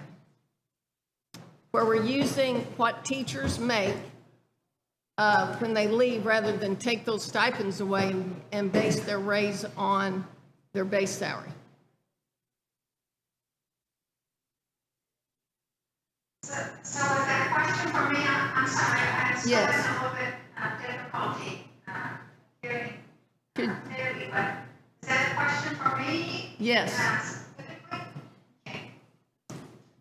So, if I heard the question correctly, as far as teachers are moving into a position via promotion, and they're on a daily rate basis because of the stipends that they've been receiving as a teacher, as they move onto an administrative level position or onto the administrative professional schedule, they have in the past actually had a lower daily rate. What we have provided the district as far as the pay plan, the administrative professional pay plan, we make sure that the pay ranges for jobs that typically are those that are in the educator career pathway, that those pay ranges, at least the starting pay, is no less than what the teacher daily rate is. So one, we ensure that your pay ranges are competitive, and we also check against the starting salary for those specific pay grades where jobs typically serve as the career path for educators. Secondly, in the procedures that we provide the district, when we have teachers moving on to some of these positions, we do ask that if they're receiving a stipend for their masters, if they are receiving a stipend for, let's say, having their masters in a content area, that really, that is their whole component of pay. And that as they move on to that promoted position, that at least that is considered, and there is an increase. So there's procedures to help the district determine the salary, one, as if they're a new hire coming in, so that they don't have the home field disadvantage sometimes that we refer to it as that home field disadvantage, moving from a teacher onto an administrative professional and those stipends not being considered. So one, they would be considered as a brand new hire, looking at their experience, what would be comparable. And then there is an additional step within our procedures that we ensure that if they're already paid way beyond, because another thing that we look at is equity, to make sure that there's still equity within the employees in the job, if there's multiple incumbents, that there be at least a minimum amount of an increase for someone that moves up into a promotion from teacher onto the administrative professional or in any other capacity. So there are some I believe, kind of safety thresholds, tiers that we go through to address some of this. Now, they may not be making, because of that internal equity, we want to make sure that they don't leapfrog over others who have been in the job, doing the job, but there would be at least a percentage amount of an increase as someone moves up into a position, addressed through the procedures, and then, definitely in the calculation and looking at the internal equity. So we have, in our pay study and in those costs that were provided to the district already, there were costs addressed as pay equity cost or teacher equity costs. And so those are the costs when we look to see, is the pay of somebody that's in the educator career path at least no less than what they would be making as a teacher based on their critical years of experience. And those are the adjustments that we ensure to make sure that they're paid no less. They're at least paid the same as a teacher or a little bit more as they've moved into these other roles. So there are, again, processes that we have in place to make sure that that doesn't occur. And Ms. Timmerman, one process that we're going to put in additionally, because TASB, we've done all 3 of their surveys, and many times people question, and see, if when people question their salary, if it's an adversarial situation, then you don't really have a healthy environment.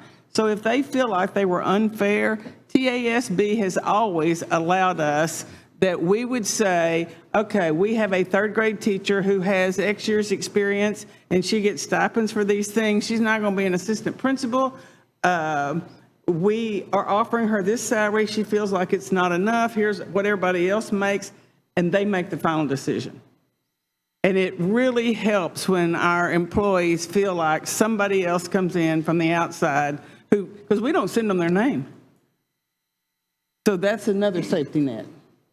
I have a question. I wasn't quite clear on what you were saying.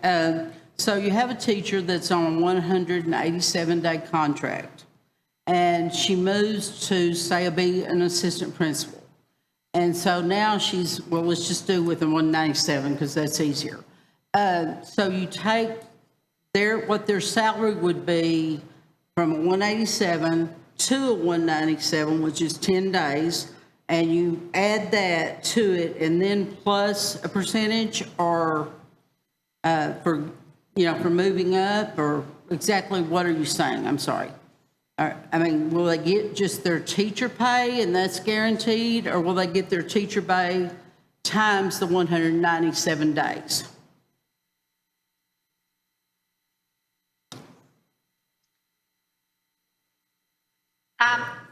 So was that another, I apologize, I'm still having trouble, but was that another question about how to deal with an increase in days as a teacher moves into a position with an extended calendar?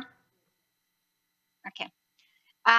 So the salary, the increase in the salary is not going to be solely based on the increase in the days. There will be an increase in the salary because, again, the positions, that the jobs, the administrative professional pay schedule, as we reconnected it to the market, those pay ranges, the midpoints, the minimums, the maximums, those positions were placed in the pay grades. Some were adjusted, some were moved, or the pay ranges were considerably adjusted so that as teachers move into these positions, the ranges reflect the higher level of scope and responsibility of the job and the complexity of that job, resulting from a promotion. Moving from a teacher to an assistant principal is a promotion, and there is a higher level responsibility. Moving from a teacher to as an instructional coordinator, there is a higher level of responsibility. And so as they move into those positions, there is an increase, not just solely driven by the days. The increase is also going to be reflected based on where that job has landed in the pay range, what the market value is, which that pay range really reflects that. And so the salary, there will be more than likely a salary that reflects the job as the teacher is moving up. And then again, with those procedures, ensuring that there is at least an increase in the salary, not solely driven by the days, but an increase in the salary based on their daily rate, and then prorated for the new assignment that they're moving into. Was that Yes, Was ma'am. that, That helpful? answers my question. I do have one other question. When you were looking at the minimum, midpoint, and maximum, is there a certain number of years experience? Like say we had an aide who then became a teacher. So the responsibilities have changed and they're still on a 187 contract, but how do you reflect that say they had, let's just say 20 years as an aide, and then they go back and they get their teaching certificate? You know, how does that 20 years reflect into where they start as a teacher? Do they get any credit? Do they get, 1 year for every 5 years that they were an aide? Whatever. So just to be clear, if we have a teacher with 20 years, Yes, and an they aide move, with 20 years. and they move into a position on the admin professional, let's say an assistant principal, right? Right. How are the years as a teacher going to be credited as they move into this assistant principal position? Yes, ma'am. Right? Okay. So in the procedures that we have provided the district, we do recommend that a teacher, as they move into these roles, that they at least are credited for 5 years of teaching experience as they move into the role of, let's say, an administrator or an assistant principal, instructional coordinator. So clearly, 5 of their teaching years will be credited 1 for 1, or sometimes, some districts we have 10 years, 2 for 1. Either way, it ends up being 1 for 1 credit for their teaching experience as they move into that role. Now, if they've been a lead teacher, if they've been let's say if they've been in the capacity of possibly a department chair where they had some roles overseeing or leading the projects, then that could also be considered. But we do recommend that they at least receive credit for those 5 years as they move into the role, and then look at the salary calculation, and then also do a peer review for pay equity purposes. So there's multiple things or steps that will be occurring as the calculation is occurring, and then of course ensuring that they don't lose pay as they move from a teacher onto that new role. Okay, so to be clear, so we have a teacher that has 20 years experience and they move into a assistant principal's position. So they will receive, are you saying 4 years experience, 5, 4 years? Do they go in the same as, say, a teacher that has 10 years experience and they, okay, so we have 2 teachers. They're both assistant principals.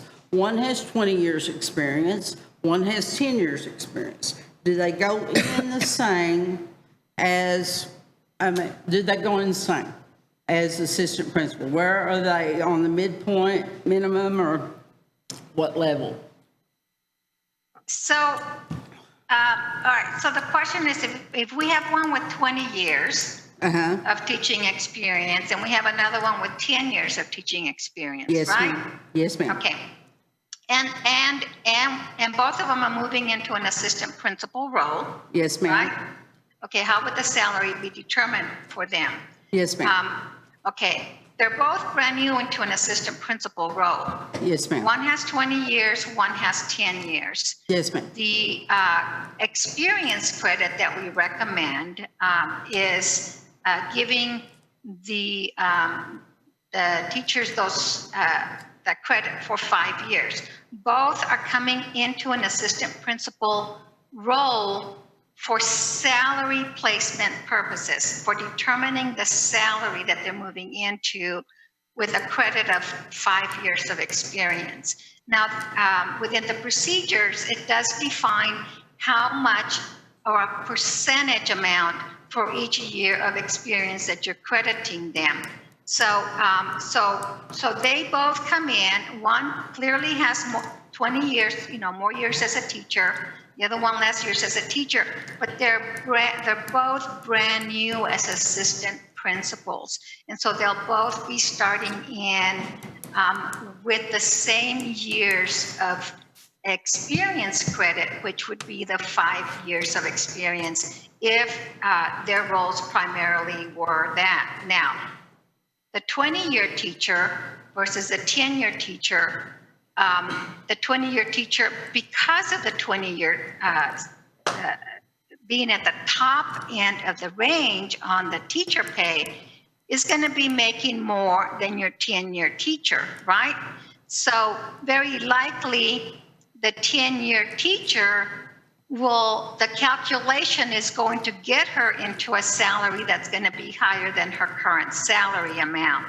The 20-year teacher, under the procedures and the calculation, that calculation may initially may not be higher than the current salary amount, because as a teacher, this individual is probably going to be making more. So that's where then the additional step within the procedures where it references that there will be at least a minimum percent increase as someone moves into this role, where this person is going to very likely experience at least an incremental increase in their new role. And so the salaries will be slightly different, but we can't have very big difference in salaries because they're both starting in fairly new as an assistant principal. But there is that one additional, at least requirement to look at the salary of someone that is moving into that role, like I mentioned, and ensuring that there is a percentage, while it may be a small percentage, increase in their pay as they move into that role. Yes, ma'am, I understand that. Okay, so if it were an aide that moves into a teacher role, is this the same type of numbers? So we've got an aide with, say, 20 years, and she gets her teaching certificate. Is it the same type of situation? We have a paraprofessional who moves into a teaching position. How is it calculated what her years are worth? I mean, say she has 20 years, it's the same situation. I'm sorry, a paraprofessional? Yes, ma'am. You have a paraprofessional who moves into a teaching position. So let's say she had 20 years as a paraprofessional. She gets her degree after all those years. And how is her salary? I mean, is it the same type of situation or? So there is a different requirement as far as paraprofessional. So for teacher pay, districts are required to follow the credible years of experience for salary placement determination. That's that's under TA Education Code requirement for placing teachers on the teacher schedule, right? Granting experience, credible years of experience.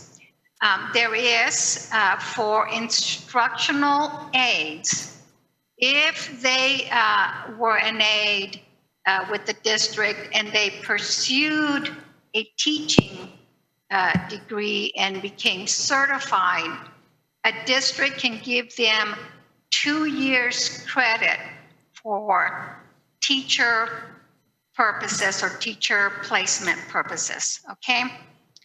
Aside from that, Aside from that, if you were a clerk and you decided to become a teacher, because of the credible years of experience requirement that districts must follow, that individual will be placed at the 0-year salary amount because they don't have the experience that meets the requirements under the credible years of experience. So So you're it's a little saying, bit different for teachers. You must meet those requirement levels to receive experience for teacher salary placement. okay, so if you have 10 or 20 or 30 years as a paraprofessional, you get 2 years credit is all you have to get from the district for all those years. Is that what you're saying? Only if you were an instructional aide. Yes, ma'am, I understand. You were an instructional aide. And received your teacher certification and moved into a teaching position while you were in the district, then you can get the 2 years of credit for teaching, for placement on the teacher schedule. Okay, so under it the credible years. doesn't matter how long you were in the district or how long you were a paraprofessional. Okay. I just have one more question. Okay. Okay, so to move from the minimum to the medium to the maximum, how is that determined? Is it minimum, is it number of years? You know, what goes into deciding how you move from minimum, medium to maximum? Okay. So movement of pay through the pay range, the minimum, midpoint, maximum. Right. After an employee's pay is determined, so when they're brought on board, you know, aside from teachers, which we just talked about, requirement under the credible years of experience. So for other positions, the initial placement is determined by looking at what are the relevant years of experience that the incumbent has coming in. You're going to credit them for years of experience that are relevant to the job, okay? We don't recommend, so if you've got an administrator coming in and they've got 20 years of education, let's say you've got a principal coming in from the outside, right, and they've got 20 years of education, you're gonna credit them for salary purposes with the years of experience related to the job, years as an assistant principal, years as a principal, and then, you know, looking at those 5 years as a teaching when they, you know, granting them those 5 years in determining the pay at most. But you're only going to credit the years that are relevant to the position that someone is coming into initially, okay? That's the initial placement. Okay. After they're placed within the range based on their experience, because everybody has different experience coming in, and then, you know, the qualifications for the job that they're coming into. The movement through the range is going to be based on board-approved pay increases and how strong those pay increases are. So if an individual, and that's why we recommend pay increases off of the midpoint, because if you initially come in and you're going to be in the lower half of the range, if you get an increase off of the midpoint, you're getting an increase off of a midpoint that's stronger or higher than your initial salary. So it helps move employee pay through the range a little bit faster. Okay. If you give someone that falls below the midpoint, if you give them pay increases off of their base pay, it takes them longer to move through the range because lower paid individuals receiving pay increases off of their base pay get smaller increases than increases off of a midpoint that's higher than their rate. Okay. So employee pay moves through the range based on board approved pay increases. And of course, a 3% off of the midpoint is going to move someone's pay faster and stronger than a 1% off of the midpoint. Yes, ma'am, I understand that. So that's how movement will be for employees, aside from promotions, which would be different. Yes, ma'am, thank you. Any other questions for Ms. Cadena? So, President Autry, the next step would be that Mrs. James and Mr. Calden and the cabinet will be working on recommendations for pay. This was just to give you a background so that you understand what some of the pay requests will be. Other than that, that's our presentation. Anything else? Okay, thank you very much, ma'am. If that was a question for me, I'm sorry. No. Hey, Lutz, great job. Thank you. Thank you very much. Ms. James will be getting with you tomorrow. You did wonderful. The board is now so informed they are ready to take an exam on this. We must have a lag time. Okay. Okay, next item on our agenda will be managed technology services. Mr. Calden?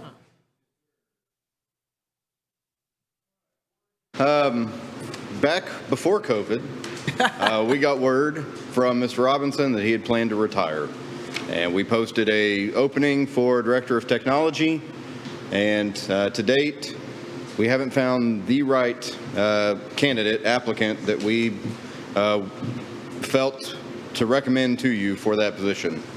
So in light of that, in April of 2020, we posted an RFP, a solicitation for managed technology services.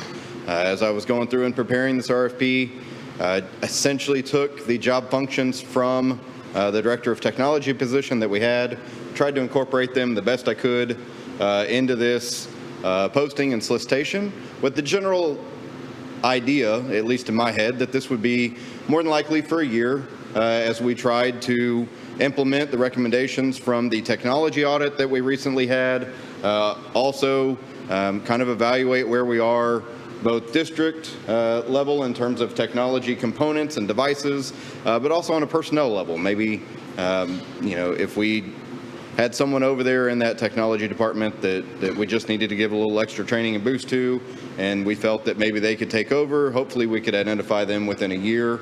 If not, we could keep posting that position and see if we could find a viable candidate outside. All that to say, the responses were due at the beginning of May. And we had 3 responses to our solicitation. We had as I like to call them, a low, a medium, and a high. And that is mainly off of the financial implications of each of the 3 responses. All 3 responses met every requirement that we had posted in the RFP. They had some sort of plan for how they would address those. We did only ask for a single-year engagement. We stated in the proposal that there could be up to 2 one-year extensions with that to give ourselves a 3-year time frame. So that is part of what you see in some of these responses. You have one response that was for a 3-year period, and the other 2 were for a single-year period. Within that, I did call and email the references of the top 2 responses. I did exclude the bottom one. As I read through it, the more I looked into it, I did not feel that was going to meet our needs as a district. A lot of the work that they had done was outside of the state of Texas, was in other educational entities that were not similar to a school district, so I did exclude the lowest one. Made phone calls and emails to get references. Both of them were glowing on the other 2 responses. So with all that said, did an analysis, and my recommendation to you would be to contract with Premier Logitech for a 1-year engagement for managed technology services. The cost of that is roughly approximately $225,000 for the year. The other respondent would be about $279,000 for the year. All that to say, on the highest of the two responses that I just threw out those numbers for you, that would be assuming a 3-year engagement. If it was a single-year engagement, the price would be a little bit higher, about $310,000. All that to be said, the references or the individuals that these firms have put forward seem more than capable of being able to meet our needs, especially in the period that we have, and implement the audit findings and proposals. But with that, I'll stop at this point and ask the board for questions. Well, and I'd also like to say, this would probably need to be pulled from consent, because if I hadn't put it on consent, we couldn't take any action. So we just went ahead and took Mr. Cogden's recommendation. That doesn't mean you have to take it. It would be pulled from consent, and you could either take it, or you could change it, or you could do nothing. Can you put a number on that position as far as salary and benefits?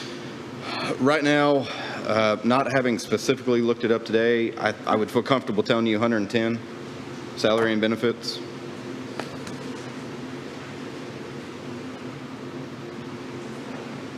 I'm in the ballpark. If I'm not off by too much, I don't think. You mean look up their recommendation for the new, of course, that would be if we did the, yeah.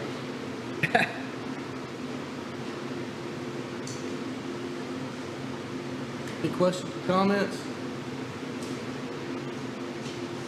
I have a question, Yes, ma'am. or maybe a couple questions. So which one did you recommend? Premier, right? Yes, ma'am. Okay, yeah. And it looks like in here in the summary I read, I was asking, what happens to our current technology employees? That was they're one of the good. components of the solicitation that we put out. Okay, Is the expectation good. is nothing happens with our employees Okay. unless they choose to separate themselves from the district. The expectation was they would continue working with our staff. And then you mentioned implementing the audit Yes, in ma'am. the solicitation. And also, other districts, is this I'm totally new to all of this, contracting out technology services? As a department, as a whole department, it's not very common in school districts. Leadership functions within a department, it's becoming increasingly common. And one of the main reasons behind that is you get very talented people on a contract, and it's very hard to compete with that corporate world where IT personnel that are qualified and know what they're doing, that cost keeps escalating. And so contracting out the consulting engagement side of it, if you will, very common in a school district environment because very few schools have the resources to invest in the numbers and types of individuals it would take to have this knowledge on staff. Okay, thank you. Yes, ma'am. Board, I want to say, I don't think we can stress getting this right enough. Knowing what's coming in the fall, we don't know what's coming in the fall. So, President Archer, if I could reiterate that, we thought we were ready, and our teachers were ready, and we have a great support staff at technology. Those guys are ready to go, and ladies, ready to go. And we couldn't have asked for more, but as you pointed out, we weren't ready. We weren't even close to ready. Thanks to CNI for some of the extra, we need that visionary. We need to be ready, because I don't think this spring's the only time we're going to be worried about it next year. And I will also say, Ms. Starnader, we were very surprised that just because of our district's reputation, and it's a great job, that we thought our problem was going to be how are we going to pick this person. Instead, that's not what happened. And this is an alternative, and it seems to be, it works for technology, because so many times people are hardware people or software people, or they're a technology teacher who's come up through the ranks, who's got an administrative certificate. But what Mr. Caldwell is looking at is such a broad, wide range with a lot of depth, and that's what we need right now. I mean, we definitely need to get our technology department where it needs to be. I was looking at the reference. Logitech.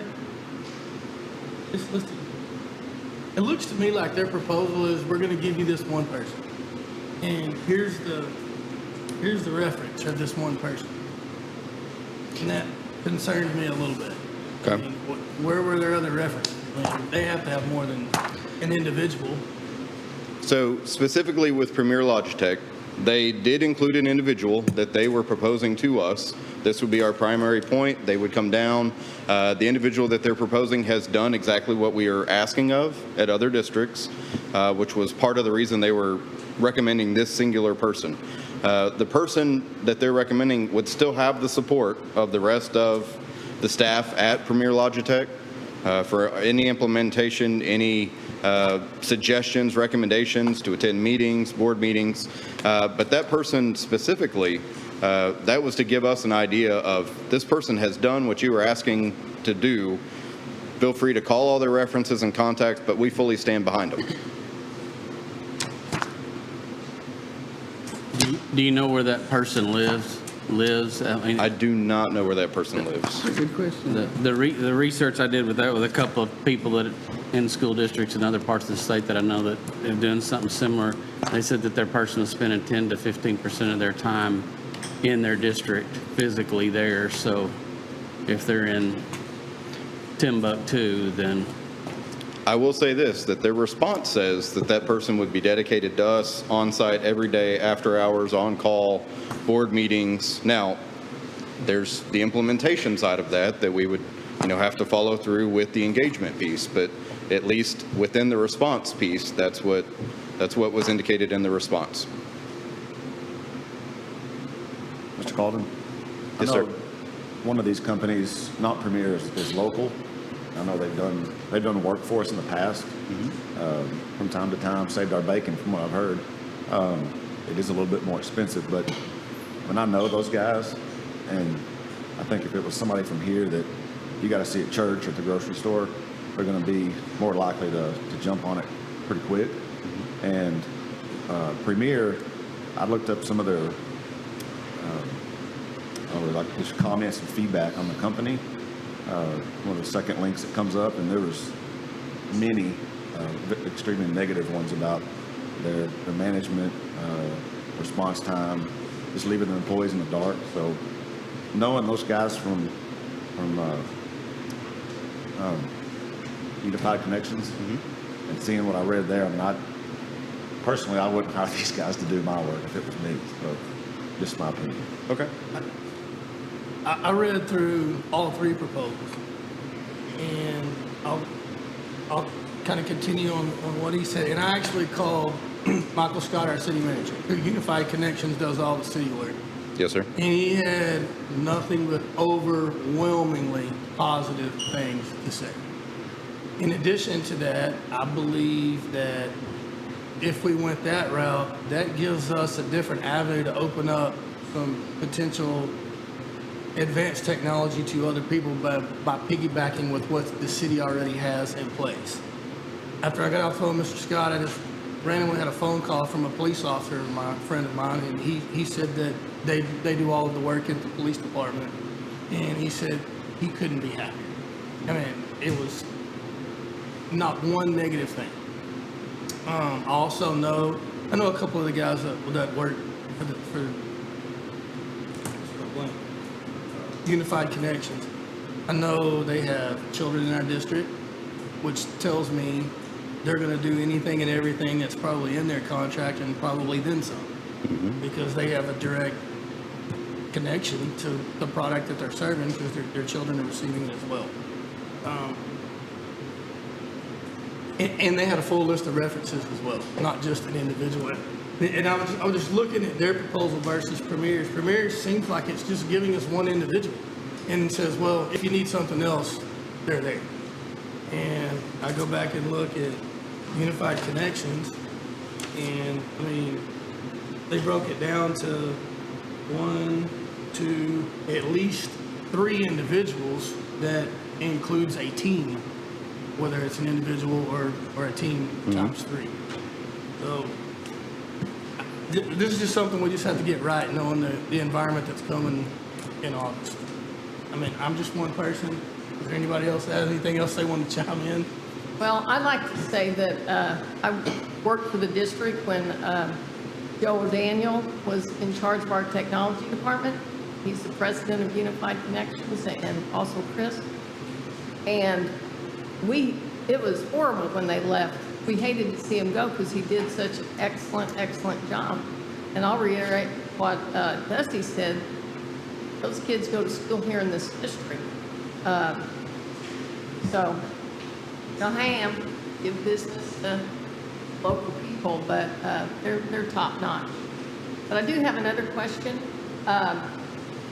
When the job was posted, for the technology job, I thought in the posting it said the salary was $80,000, and maybe that's why we didn't get very many applicants. That was probably the range. The posting would have been within the range on our salary scale. So someone with, roughly 0 years of experience in that profession would be looking at salary closer to 80,000. And what was the range on there? What was the range?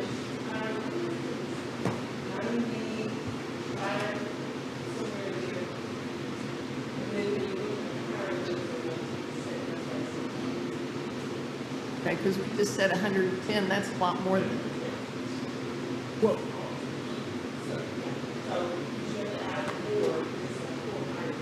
Right. Got it. so that's a report. Again, when we get, if you have more questions, that's fine, but so this will be the end of the report. We go on. If there's any other I don't know if there's any more questions or comments before we move on. Then, so if someone's interested, do not approve the consent agenda. Okay. I got it. Okay. I'll remove it. Okay. Any other questions, comments? I have one. I just figured. I'll just say I asked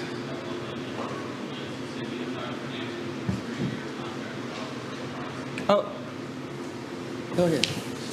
So I'm sorry. A total for 3 years. Just annual is fine. However you got it is fine. Okay. I've assumed a 5% increase on Premier because they didn't give us a 3-year price. So total over 3 years would be $836 for Unified and $707 for Premier. Unified did have lower annual pricing with longer engagement term. So Okay. the initial price that we had on our comparison is higher because that was assuming a 1-year engagement. But yes, over a 3-year period, you're looking somewhere around 836 for Unified and about 700,000 or so, assuming a 5% annual cost increase with Premier. Year one, if we engage in a 3-year contract with Unified, I think there's a difference of about $54,000. Is that right? So yes, If we year did the one, 3 year. year one, the difference is 30,000 in year one with Unified, and that would be for each of the 3 years. But if I read these, I may get them mixed up. I think that we do have an opt-out clause with either one of them, correct? I believe that is correct. 30-day notice or something like that? Yes, we asked for a 30-day opt-out clause and then a mutual agreement for renewal at the end of each engagement period. I was going to ask that because I assume at some point you're going to want to put somebody permanent in here in the district level, probably. That would be whoever you use, so that opt-out clause, whoever it is going to be. We're hoping I one of them. was going there because in my business mind, I was going, Yes, sir. this could not work good if I had And to that- sit on somebody for 2 years. In all honesty, in preparing this and posting this, my goal was that this would be like a 6-month engagement. Work with me as a contractor, help me get the technology audit implemented fully in place, help me identify that person that's going to be my leader, and if I need a consulting engagement with you, I'll engage you on a consulting engagement. But at that point, I don't need you physically present anymore. That was my goal. That makes sense. But my goal was honestly to have a technology director hired back in March. So.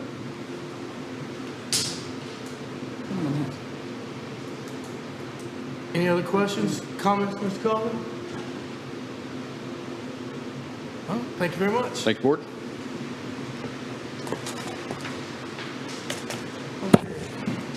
Item E, items approved by the superintendent as allowed by delegation of authority due to COVID-19 emergency. Again, President Autry, that's just a report. Y'all had given me a certain amount of authority. And we want to make certain that, particularly Mr. Aubenshine, who watches this like a hawk, you know every instance of that has occurred. But there's more. Well, I'm sorry, Madam Superintendent and Mr. President, just wanted to make sure to reiterate, ultimately, we've had the end of the school year, and so we've approved our graduations, approved the end of the schedule for the school year, and everything that goes along with finishing out the school year. Also, through authority that you had given the district, made purchase of technology items. As a governmental entity, then in response to mandates from TEA, we have made mandatory waiver requests that truly we had no ability to avoid. We were shut down by the state, by order of the governor and the commissioner. So to comply with that order, yet also to fulfill our obligation to provide meaningful education to our students, we have now successfully sought and obtained the waiver. Dr. Kane and President Autry signed that waiver, and we've gotten confirmation that it was granted today. So that means that we have secured our funding for the remainder of the 2019-20 school year through TEA. So we have satisfied that major requirement. We also submitted waiver requests for the CPR training. We had a plan to have all of our students train. That was a new requirement this year to make sure that all students grades 7 through 12 are trained. We had the plan to train our students following spring break. We just did not have a school year following spring break. So we sought and obtained that waiver, and we also obtained a waiver for our ASVAB requirement. The military test that we offer to all of our students, the date it was going to be administered was April, and there was no school in April to administer that test. So all of those waivers were automatically granted. We just had to essentially notify the state of the couple of things, CPR and ASVAB, that we would have done had we had the ability to do it. We just didn't have the ability to do it. So we are in compliance with state law. We are in good graces with TEA, and we are ready for whatever may be presented in terms of what to do to get school started for the 2020-21 school year.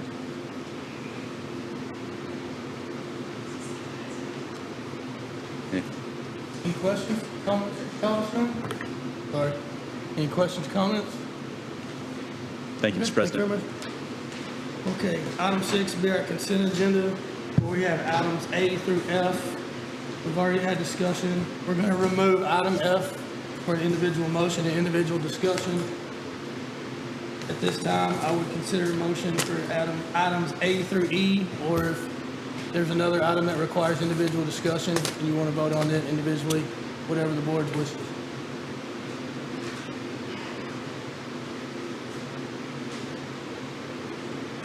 I'll make a motion to approve the consent agenda for items A through E. Motion by Mrs. Timmerman, second by Mr. Rogers. Is there any other discussion? All in favor say aye. Aye. All opposed say nay. Motion carries 7-0. Okay. Item F, consideration of possible action to approve a one-year contract with Premier Logitech for managed technology services. What you've heard, questions, comments, pros and cons?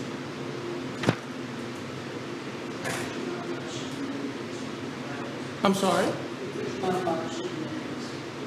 It dies for a lack of a motion. It will die for lack of a motion if no one makes a motion. But if we do that, then we would have to reject them all and start over? And then start over. It's probably not the most desired method. I'd make a motion we approve Unified Connections. For managed technology services.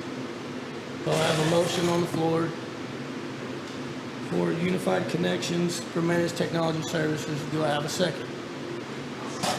Second by Ms. Timmerman.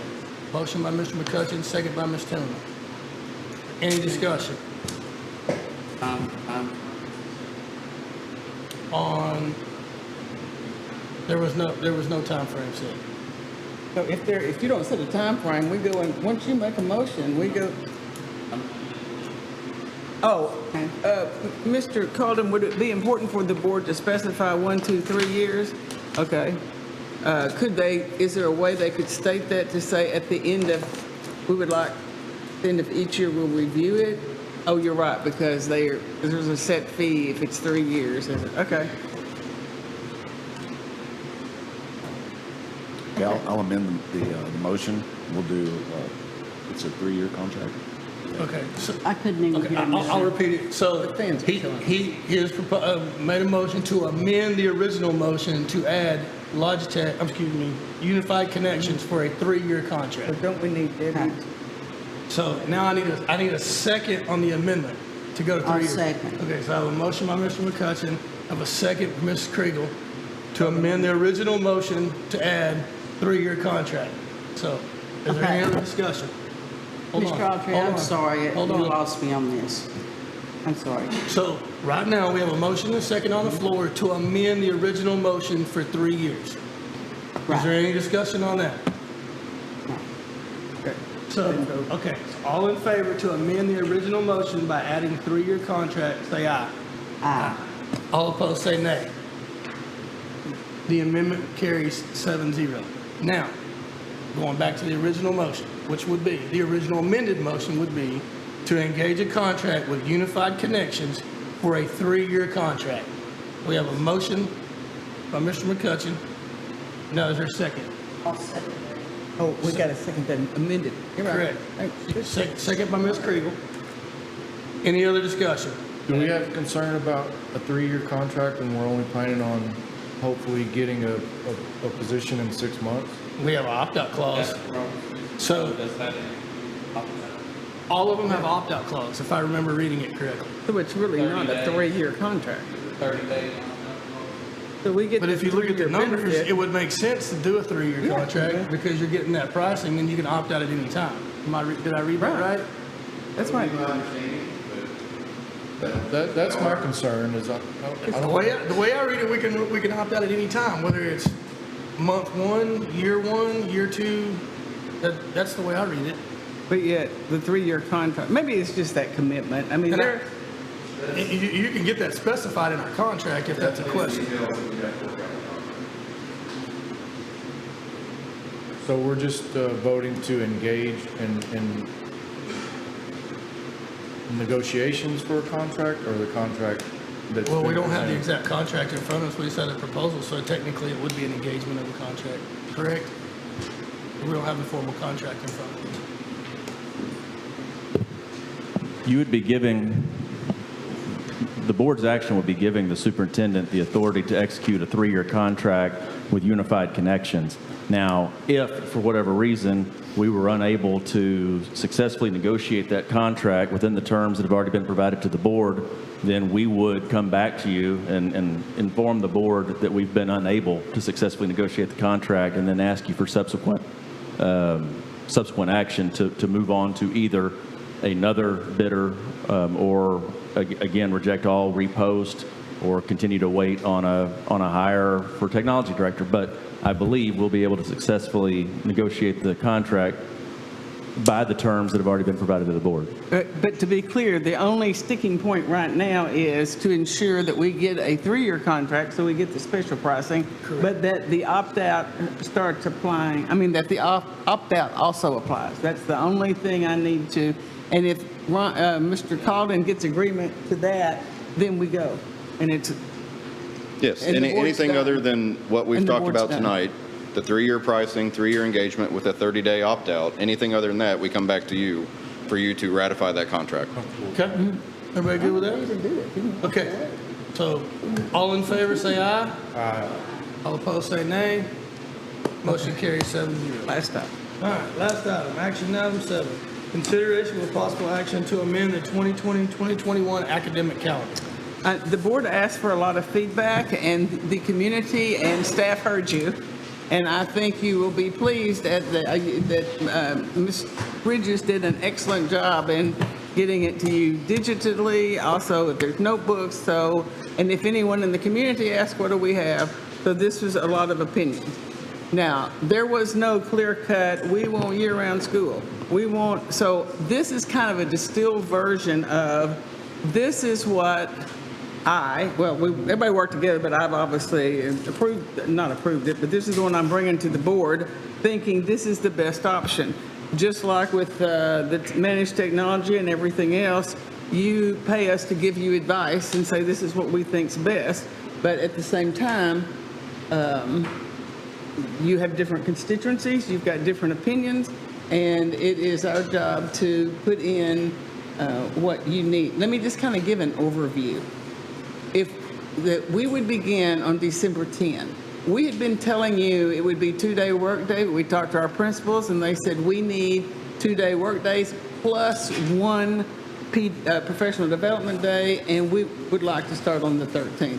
I'm sorry, Miss Mott, you've been working on this so long, and you're perched. You're doing great. No, you go. Okay. Go. Good evening, board. This is just one of the options that I put into a working calendar for illustration purposes tonight, not only to see the calendar on paper, that's a possible option, but also to give you a working scenario through a COVID situation. So first of all, the calendar here, one of the options that we talked about that is inclusive on here is changing 4 of the PD days at the beginning of the year in August and making them into student days.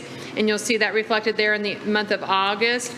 The first day for teachers is still August the 10th, just like it was on the original adopted calendar. But rather than the students coming on the 19th, we will recoup 4 days of PD days, August 13th, 14th, 17th, and 18th, back those up and make those into student days. And so students would be arriving at school on August the 13th. That banks 1,800 minutes for us and does not affect teacher contract. So that's the first component in this calendar. The other component that's not as easy to see on here is that we can add instructional minutes. And I have developed 2 plans for you, one that adds 10 minutes of instruction daily, and another plan that adds 15 minutes. And if you'll let me walk you through the math on this second paper here. Let me find the right one. And it kind of explains what this would look like in real life. Now, of course, I don't have a crystal ball, and I don't know what a COVID shutdown would look like. So I'm making a few assumptions here just for illustration so you can see the COVID calendar in work, okay?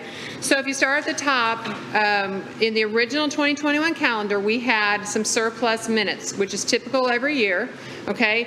This calendar this year had 1,620 surplus minutes, plus those 4 repurposed PD minutes I just talked with you about. And then if we add 10 minutes to every day, which is 177 days, we end up with 5,190 minutes, which is about 11.2 days, okay? So that's what we would bank, hoping that we could survive any kind of COVID shutdown with those 11.2 days. Okay, so then I'll walk you through minimum number of minutes of instruction, of course, as we all know, 75,600. And then that second column is for teachers, and they have a 187-day contract, okay? So COVID calendar that we are discussing, the one in particular that I'm presenting tonight, with 10 extra minutes would add 5,190 minutes. That gives us that 80,790 minutes. No teacher contract days added, so we're still at 187. All right, so now we're going to get into the what ifs. And remember, I don't know what a COVID shutdown would look like, so I'm making a few assumptions. Maybe it'll be 5 days, just to kind of wrap your brain around how this affects our calendar. So what if we have one 5-day shutdown? So we have an outbreak, and we have to shut our doors for 5 days. So 5 days at 460 minutes a day is 2,300 minutes. So, and then it's 5 days off of the teacher contract. So that would leave us at student minutes of 78,490, and our teachers would only be at 182 days, all right? Students are still okay. At a 5-day shutdown, we are okay student minute. We're still over the minimum. Well, let's say that we go through a few more weeks or months in the year and we have another 5-day shutdown. So we take another 2,300 minutes out of our banked minutes, and that would leave us with 76,190 minutes. We're still good with students. Okay, we're still meeting the minimum standards. But if you look at our teacher column, our teachers are continuing to get below that 187 contract. And then if we had another shutdown for 5 days, this is where it starts to get sticky for our students. So that's another 2,300 minutes, and that leaves us under that threshold of 75,600. It leaves us at 73,300 for our students. And then our teachers, of course, are 15 days below their contract days as well.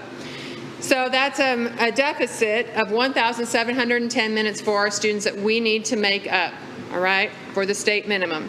So one of the thoughts for a corrective action plan for that deficit, we could recoup 2 bad weather days. And of course, that all depends on when that last shutdown would happen, but hopefully we would be able to recoup those 2 bad weather days. 460 a day, that's 920 minutes. We knock our deficit down to 720 very quickly. We would then have to pick up 2 additional days in June that currently are not on our calendar in order to get us back above the state minimum, okay? And that would get us back up a little over the state minimum with 130 surplus minutes at the end of the year. We still would have to deal with a teacher deficit on the contract. They would not be at their 187 yet, and that's a whole nother discussion for another time, to, how we could deal with that through professional development days and work days possibly at the end of the year, okay?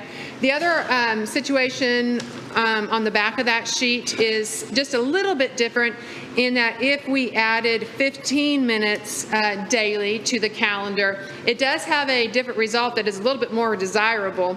And so I changed all the calculations through there, of course, because adding 15 minutes a day gives you 2,655 surplus minutes. And that just means if you look down at the bottom, our deficit in a 15-day shutdown would only be 825 minutes in a deficit. And we could very quickly recoup those minutes with the 2 bad weather days, and we would be at the state minimum very easily there. I know that's a lot of information. I tried to really step it out for you. Of course, like I said, I don't have a crystal ball. I don't know what the shutdown would look like. But Ms. Mott, wasn't there something we would offer teachers this year only for this extra time thing? Absolutely. One discussion that has come up that if we add these 10 minutes or 15 minutes to a student instruction day, that we then back off 10 minutes off of that teacher work day. So teachers at the high school who typically leave campus at 3:55, they would have students a little bit longer, but then they would be eligible to leave campus at 3:45. So it's a little give and take. We respect the time that our teachers put into the classroom. We know that 10 minutes more doesn't seem like a lot to us, but it does add up every day when that cuts into their preparation time that they had for the next day. So we're trying to give a little and take a little here, get our students some extra minutes, and be understanding of our teachers and the situation that puts them in. And they may not need their, quick time out every day. Maybe 2 days a week they're able to get out of there 10 minutes early, and it's up to their discretion. Question? Unless you have after-school duty or it's a faculty meeting day on Wednesday. Yes, ma'am. I guess I'm just going to make a statement. Ever since we added 30 minutes to this teacher's day last year, for the last year, I have heard, until all this COVID, I heard, do not add any more minutes to our day, period. And I heard it from many, many, many, many, many teachers. And anyway, so both of these do not take that into account. And then also, one thing that once the calendars went out, and what the public doesn't know, but Dr. Kane and I know, is Dr. Kane told me to get the teachers to block vote.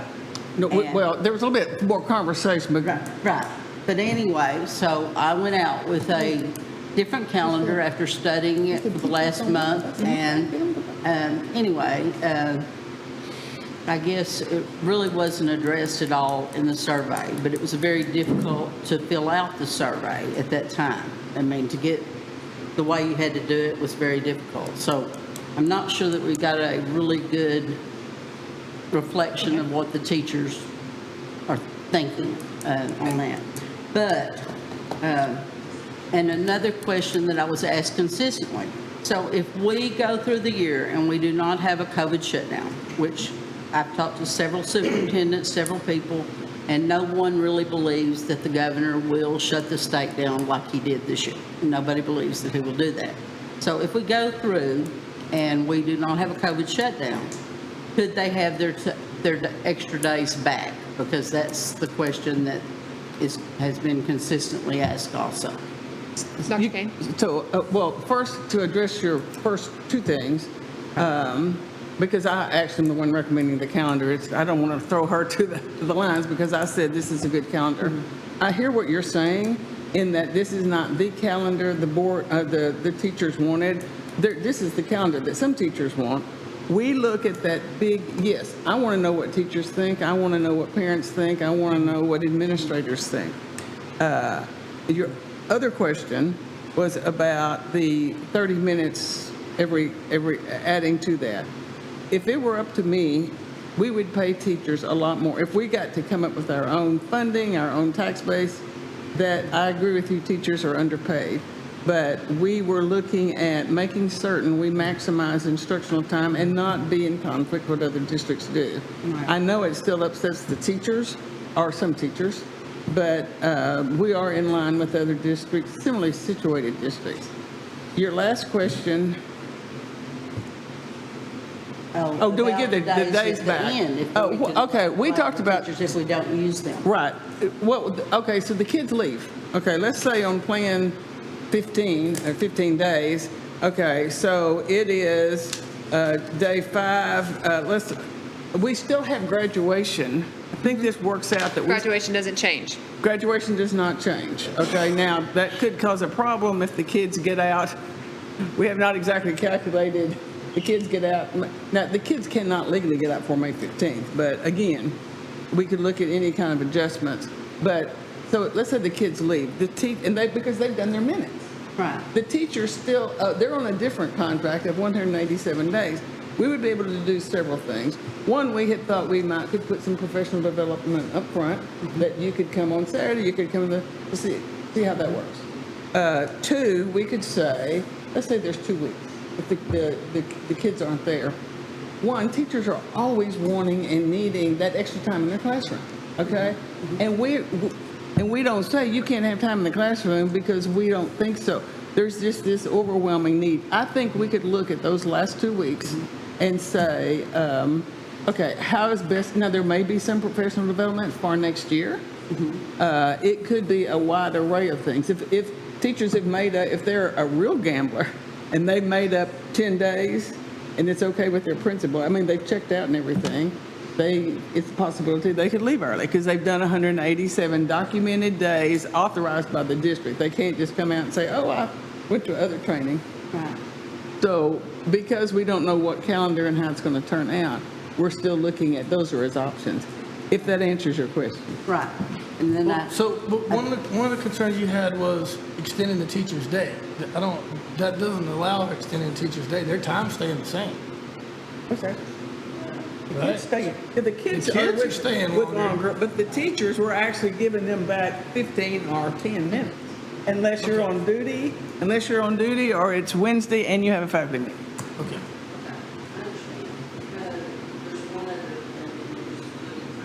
It's okay.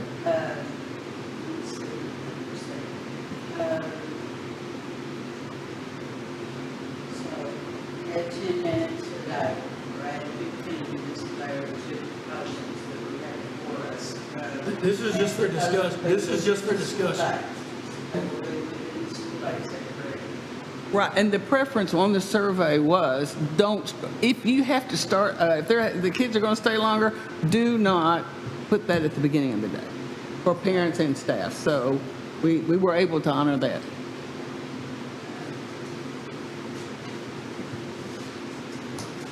But we were kind of talking about professional development. Maybe it was a professional.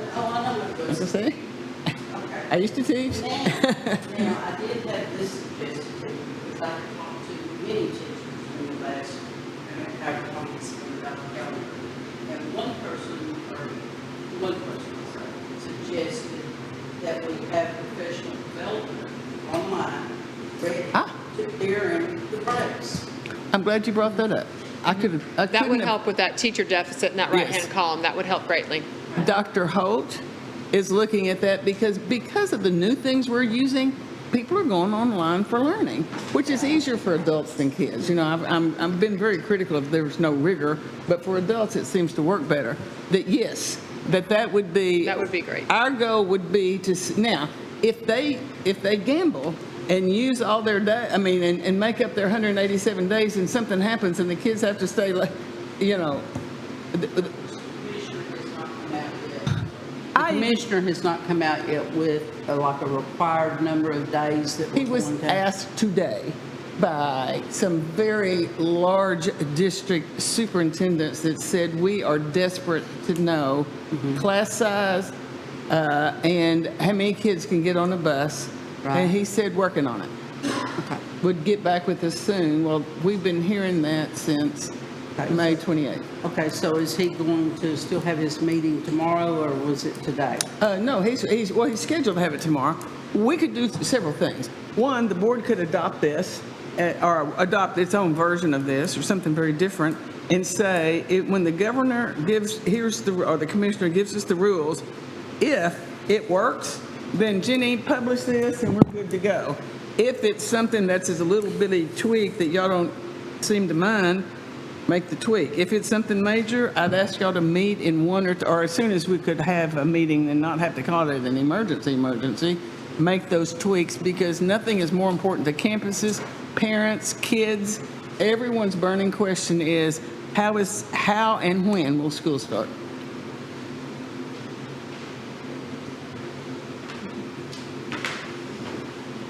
I don't feel comfortable voting tonight for a calendar. You know how we did in the spring where we came up with some calendars, we let people vote? You know, everybody sent in all this information and we read everything, and Ms. Bridges was excellent. He was updated on everything.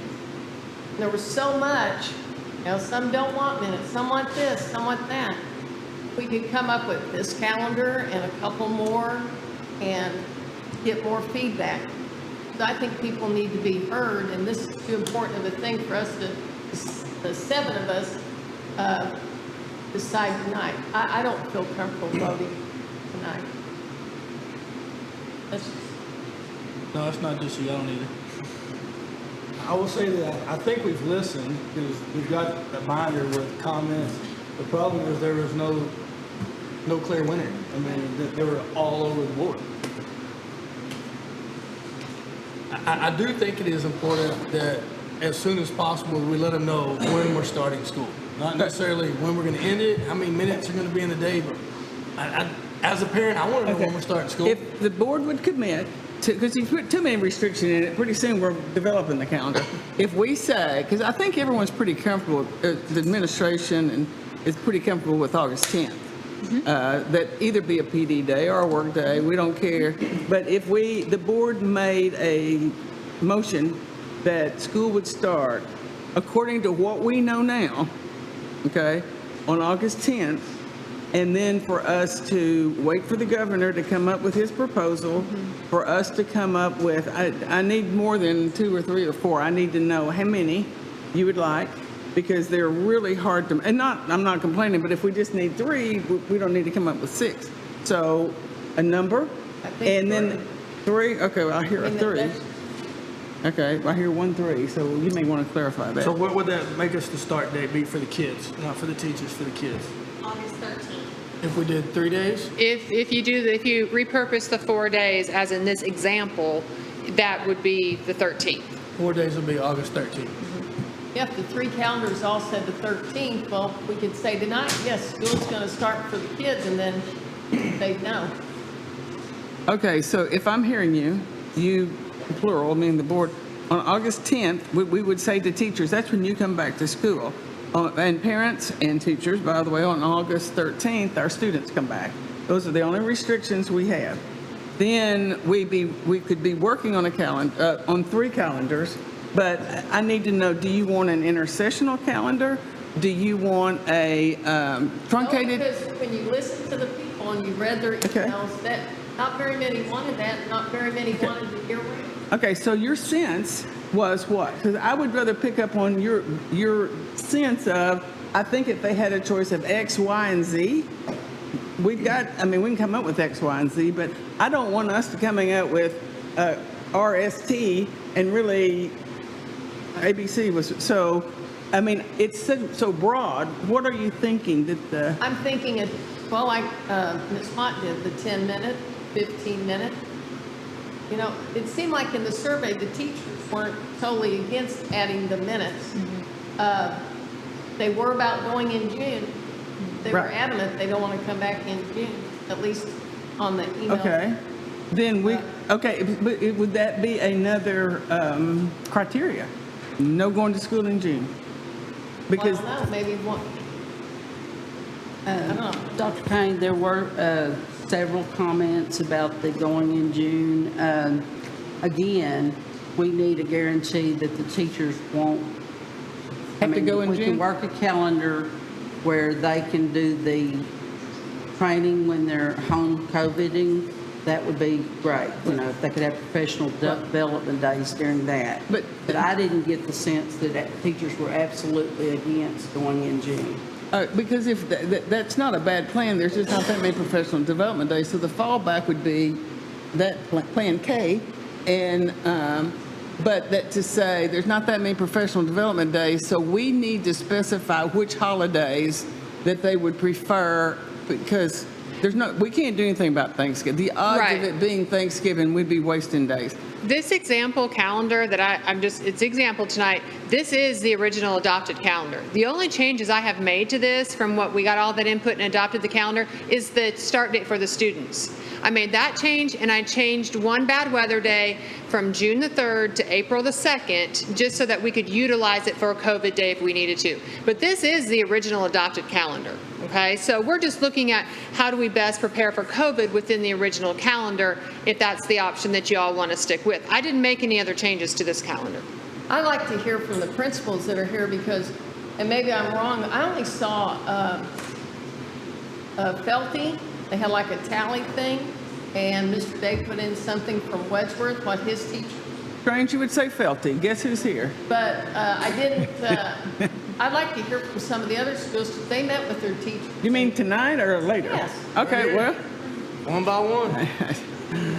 Thank you for attending the meeting. Okay, can you hear me? Okay. I actually had a CEIC meeting and a department head meeting. I also pushed it out to any other campus personnel that might want to attend, in addition to the CEIC members. And overall, we voted for, last time we had options, and if you recall, we had an A, B, C, and D. D was essentially the combination of A, B, and C, which is similar to what Ms. Mott has created here for you tonight. And we looked at all of the options. I took everything from that board meeting and presented it, and we liked this option with the adding of 15 minutes. And we pushed it out, and at WHS, that was overall what everybody felt would benefit our students the most.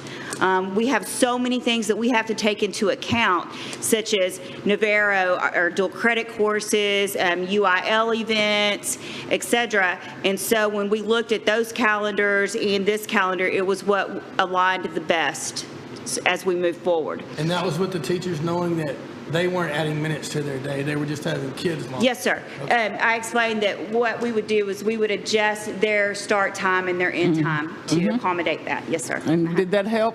Yes, ma'am. Next. You're all coming up, so you may as well.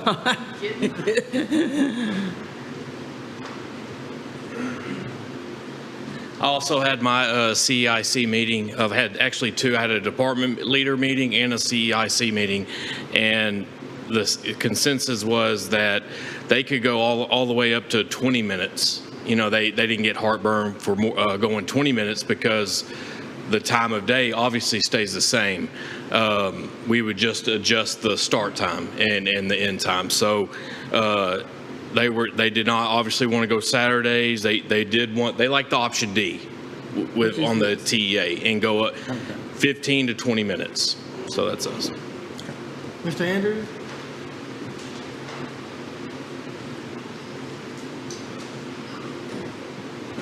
I did the same thing. We had a department head meeting as well as a CEIC meeting, and then I surveyed my entire campus, and I got 30% responses back.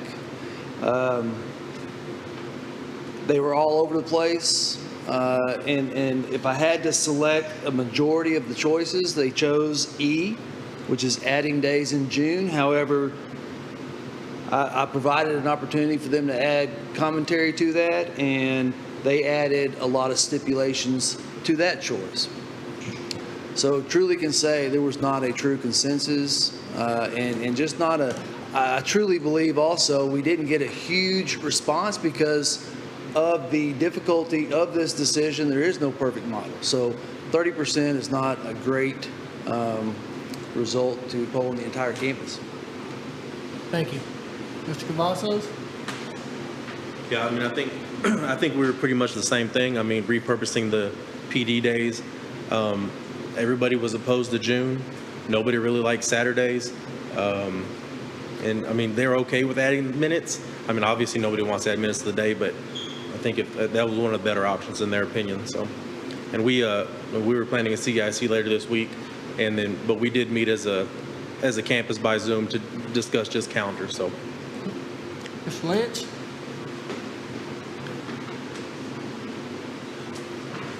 So did you have a hard time going to sleep Saturday night? I did. We went over the calendars and talked about the different scenarios in one of our staff meetings on Tuesday and one of the Zoom meetings. And pretty much the staff would like to give up PD days at the beginning, not add more than 10 minutes to a day, and the majority of them would prefer not to have to make up Saturdays or have to do in-service on Saturdays. Okay. Mr. East? So for the feedback that I'm getting, I think that obviously trying to keep it as it is the most desirable. I think that the question that I had that was most popular was if we did and we got to the second semester, could we add minutes then? And the concern was now you're changing the schedule of parents, of teachers, and as I understood that, I thought that in looking at an insurance policy and not knowing what that would be, if we could add minutes in the second semester, that would be kind of, I guess, ideal as opposed to adding minutes. I think that, at Shackelford and visiting with some Felty in the transition, they're concerned about adding those minutes, but trying to please and trying to make everything work seems to be a huge challenge that isn't going to go away. So our concern was if we could do that, that might alleviate some of the angst on that. Mr. East, I have a question for you. Did you do the survey for Shackelford or for Felty? At the time, I was still at Shackelford, so that survey would have been to Shackelford. Okay. But we have tried to gauge as much as we could at Felty as well. Because there was a Google Doc from Felty that was in our notebook, and it did not include June days on it, so that's why I asked. And much of the things that I took from where I was to Felty is kind of adding off of that. So if I looked at Felty, I couldn't say that I thoroughly was able to look at that because I wasn't there at that time. Right. But in taking what Shackelford had and trying to combine it, right, that was the general consensus. Well, I actually had a Felty teacher say there wasn't a June choice for me on the Google Docs that we had. My understanding on that Felty document is that Google Doc was started, and the teachers were asked to, in that left-hand column, add what their preferred choice would be. And then if another teacher went into the Google document and agreed with that choice, to put a tally mark in that right-hand column. So the reason that there wouldn't have been June days on there is because no one on that campus entered that because they preferred it. Does that make sense? Teacher who I talked with said that it wasn't like a choice, so that's why I'm asking. Okay. So, but that teacher could have, if that teacher wanted to do June days, that teacher could have entered that. So that's why I wasn't on there. But the teacher obviously misunderstood. I mean, you're right. Yeah. We could have, but she didn't, and we want to respect that. But this still gives us time to, I mean, Mr. East is hearing this. One thing that I think is important to note is that while not every campus submitted campus-specific feedback for us to include in the binder, We did have about half of our employees respond to the survey. I know that Ms. Cuban at Clift Elementary, going to Marvin, but she surveyed Clift. She had a CEIC meeting, a faculty meeting, where her staff was able to ask questions and get some answers and kind of talk it out before they all voted on the survey. So while you may not have a document that just has Clift's information, their teachers are represented in that survey. So just to clarify. Thank you. Mrs. Mott, what would it look like if we just took the original surplus and then the 4 PD days? Is that like 7.5 days? Is that what it translates to, a surplus? I was trying to do that math as well. Yeah, probably about that. So that's a risk that then you'd have to have a contingency plan for if we go over into that second COVID time, you'd have to come back in June to recoup those minutes. That's kind of where I am as far as being the middle of the road guy. Trying to plan for something, over-plan for something that may or may not happen, and we haven't got very clear direction from the commissioner yet. So would it be wrong to at least commit to the original surplus plus the 4 PD days at this point? Mr. Rogers, I appreciate your logic and your proposal. I think we could do anything like that as long as we say at the bottom, if when. Because parents can plan for things, and as the year goes on, they know if they've been out 15 days or 3 days or 4 days, that we would say, let's just say you had just said stick with the original calendar, okay? That there would be this idea of minus the PD days. What's that, 5 days? Any proposal the board comes up with, so long as back here, we say, parents, what this means is, I would be comfortable with that because we are saying up front, if this is your choice, if this is your choice, this is also your choice. Right. 7.5 days, Mr. Rogers is correct. Yeah, so, I mean, to me, you do nothing, you know, which I don't think we should do nothing, I think. And then, because I'm like Mrs. Kriegel, from where I sit, none of the people I spoke with want to add minutes, even if it is, you know, kid minutes. Because you have to make adjustments as a parent, et cetera. So that's kind of where I am, is capturing those PD days and the original surplus. Well, actually, we had that, I think, as an option, but then the board said we don't want to go without the professional development days, is why that came back. No, I think the question was what would happen if we didn't have those professional development days, and if we could make some sort of arrangement via online learning for the teachers. You know, we're not going to lose them theoretically. Right. Well, but they'd be doing that on their own. We'd be very grateful for that, but I don't know if there's professional development money to pay the teachers for that. But again, we would still need the backup plan. So if we go past 7.5 days, here's the rank order. I'm willing to fall on that sword. Okay. Oh, no. I have no ownership in this calendar. I'm so tired of looking at this calendar that I understand. I'd be happy to propose what the board would support. I'm going to give my 2 cents and I'll be quiet. You're trying to predict something you can't predict. I think something like this calendar where you grab your PD days at the front and go making some arrangements somehow, some way to compensate teachers for their time on their PD, however it looks, you know, whether they do it on Saturday and they get a comp day or something, you're going to have to do something on that. But let's be realistic, guys. If they shut school down, they're not shutting it down for 3 days. They're not shutting it down for 5 days. They're going to shut it down for at least the incubation period of that deal, which is 2 weeks. That's at a minimum. And TEA can say all they want. Y'all can take this and send it to Austin if you want to. They are going to give you a waiver if they shut down school for a month. It's going to happen. Yeah, they can tell you they're not going to right now, but it's going to happen because there's no way around it. They're not going to send a kid to school all through the summer. They're not let them tell the teachers, y'all are going through July 4th. Yeah, you're going through July, or you're coming to school every Saturday, or you're spending the night up here, or whatever. So I think that realistically for our community, you draw a line in the sand and say, we're starting school on date X, whatever day y'all want, I don't care. And we're going to grab PD days, grab you a little bit of cushion, but the reality of that, I think the only way the cushion really benefits you is if it falls on Thanksgiving, Christmas, or spring break. That's the only way the cushion's even going to help you. We probably need to. Other than that, you're going to be out for the incubation period is what, a minimum of 14 days? Started in March.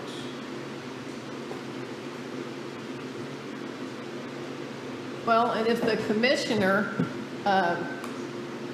tomorrow says you can only have 16 kids in your class, well then, everything's out there. You are absolutely correct, I mean, without it's a just doubt. like, it's crazy. I just think What's worth, they tell us that in July. I just think it's important we pick a start date.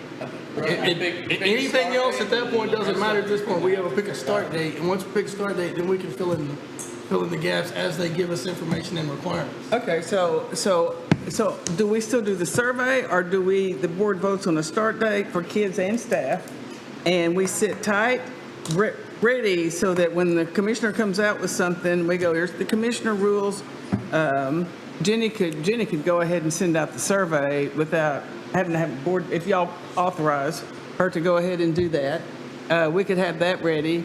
That way we'd be getting the input back. Of course, we'd get it to principals ASAP and get that feedback, and then I'd speak with you about when would be the best time to have a calendar. He cannot continue. We do not plan school in June. We plan school in January. Do you guys feel comfortable in picking a start date tonight and voting on that? I think that's the best way to do it, and then, like you said, just sit tight and see what Okay. he's going to do. Two hopeful start dates. So you understand, if that's what I heard, I'm not. Okay, well, Okay, no if that's the will of the board, I'll entertain a motion for that as we speak. Let me just say, I'll ditto what Mr. Schofield said. I had just mentioned it to Ms. Timmerman. I mean, it's going to be a nationwide, if we have another outbreak, it's going to be, like it was this time, and they're going to have to, give us a waiver Also, it for takes us a everything. while to So- deploy devices. Right. You don't Yeah. go from, okay, you're closing us Yeah. down, here's your devices, and here's your lessons for tomorrow. That's the piece I think is really missing with them. I don't think we could have done a better job considering where we were in getting us on those distance learning platforms and getting Ms. Harris spearheading the effort to get deployed the devices on a 110-degree cloudless day. We got them out there, but then the parents have to get it set up. Then we got to get the hotspot set up. Then we got to do that. So you're looking at 10 days, right? 10 school days right there. So for him to shut us down for 2 weeks, and to me, that's us moving at lightning speed, because we got to go get those devices. We don't keep them in a pile by the door. We have to go to Wildman, we have to go to Felty, we have to sanitize them. We get their number, we get the chart, we do that. So I would think he would, not to argue, sir, but I would think a 3-week would be minimum. But tonight, we're just gonna pick a start date. Okay. So I'll entertain a motion for that. Go ahead. Ask a question. The calendar that's on my screen right now, 13th is the original start date for kids, right? The original start date for kids was August 19th. So this is repurposing 4 PD days / work days and backing that student start date up to August 13th. I think that's why. The caveat there is I'm looking at this calendar, and just to be clear, the 10th and the 12th are professional development or work days? Okay, so those first 3 days, 10, 11, and 12, we have a lot of discretion. We only have to specify work and PD all-inclusive in one, so it doesn't have to look like that, purple, blue, purple. It can be any arrangement. We need to work with our campus principals on what they feel their staff needs, what is absolutely essential to open the doors, and also balance that with what the teachers need to get those classrooms ready. Right. So that is not set, that's just for example. This whole thing was just for an example tonight. Right, I So, understand yeah. that there was no code, so Right. I just wanted to be sure. I apologize, yeah. That's okay. It's totally flexible. Those 3 days, we will determine with principal input what their staffs need. Okay, Thank you very much. I've asked for a motion on the start date.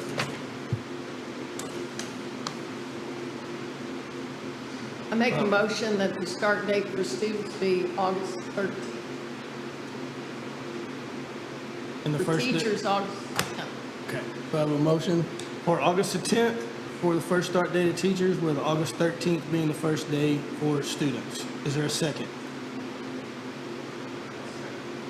Motion by Ms. Timmerman, a second by Mr. Schofield. Is there any other discussion? Okay. All in favor say aye. Aye. All opposed say nay. Motion carries 7-0. So parents, you know when your kids are starting school. So before I call for a motion to adjourn, I think I'm speaking for the seven of us. You may comment if you want. This last weekend, the graduation that was pulled off on Friday and Saturday night could not have gone any better. I couldn't thank the administrative team. I couldn't thank the high school principals, their staff, Greg Reed. Everybody was involved. I didn't see everyone, but I know that it was a district-wide cooperation. This is a room full. I have not had one single person call and complain. Do you know how rare that is? Even the people that call and complain about everything, they're giving accolades. So I didn't want that to go without said about how happy I was for our district on what went down Friday and Saturday night. So thank you to everyone that's here and all that's listening. And at that time, I will entertain a motion to adjourn. Motion by Mr. Schofield, second by Ms. Timmerman. All in favor say aye. All opposed say nay. Motion carries 7-0.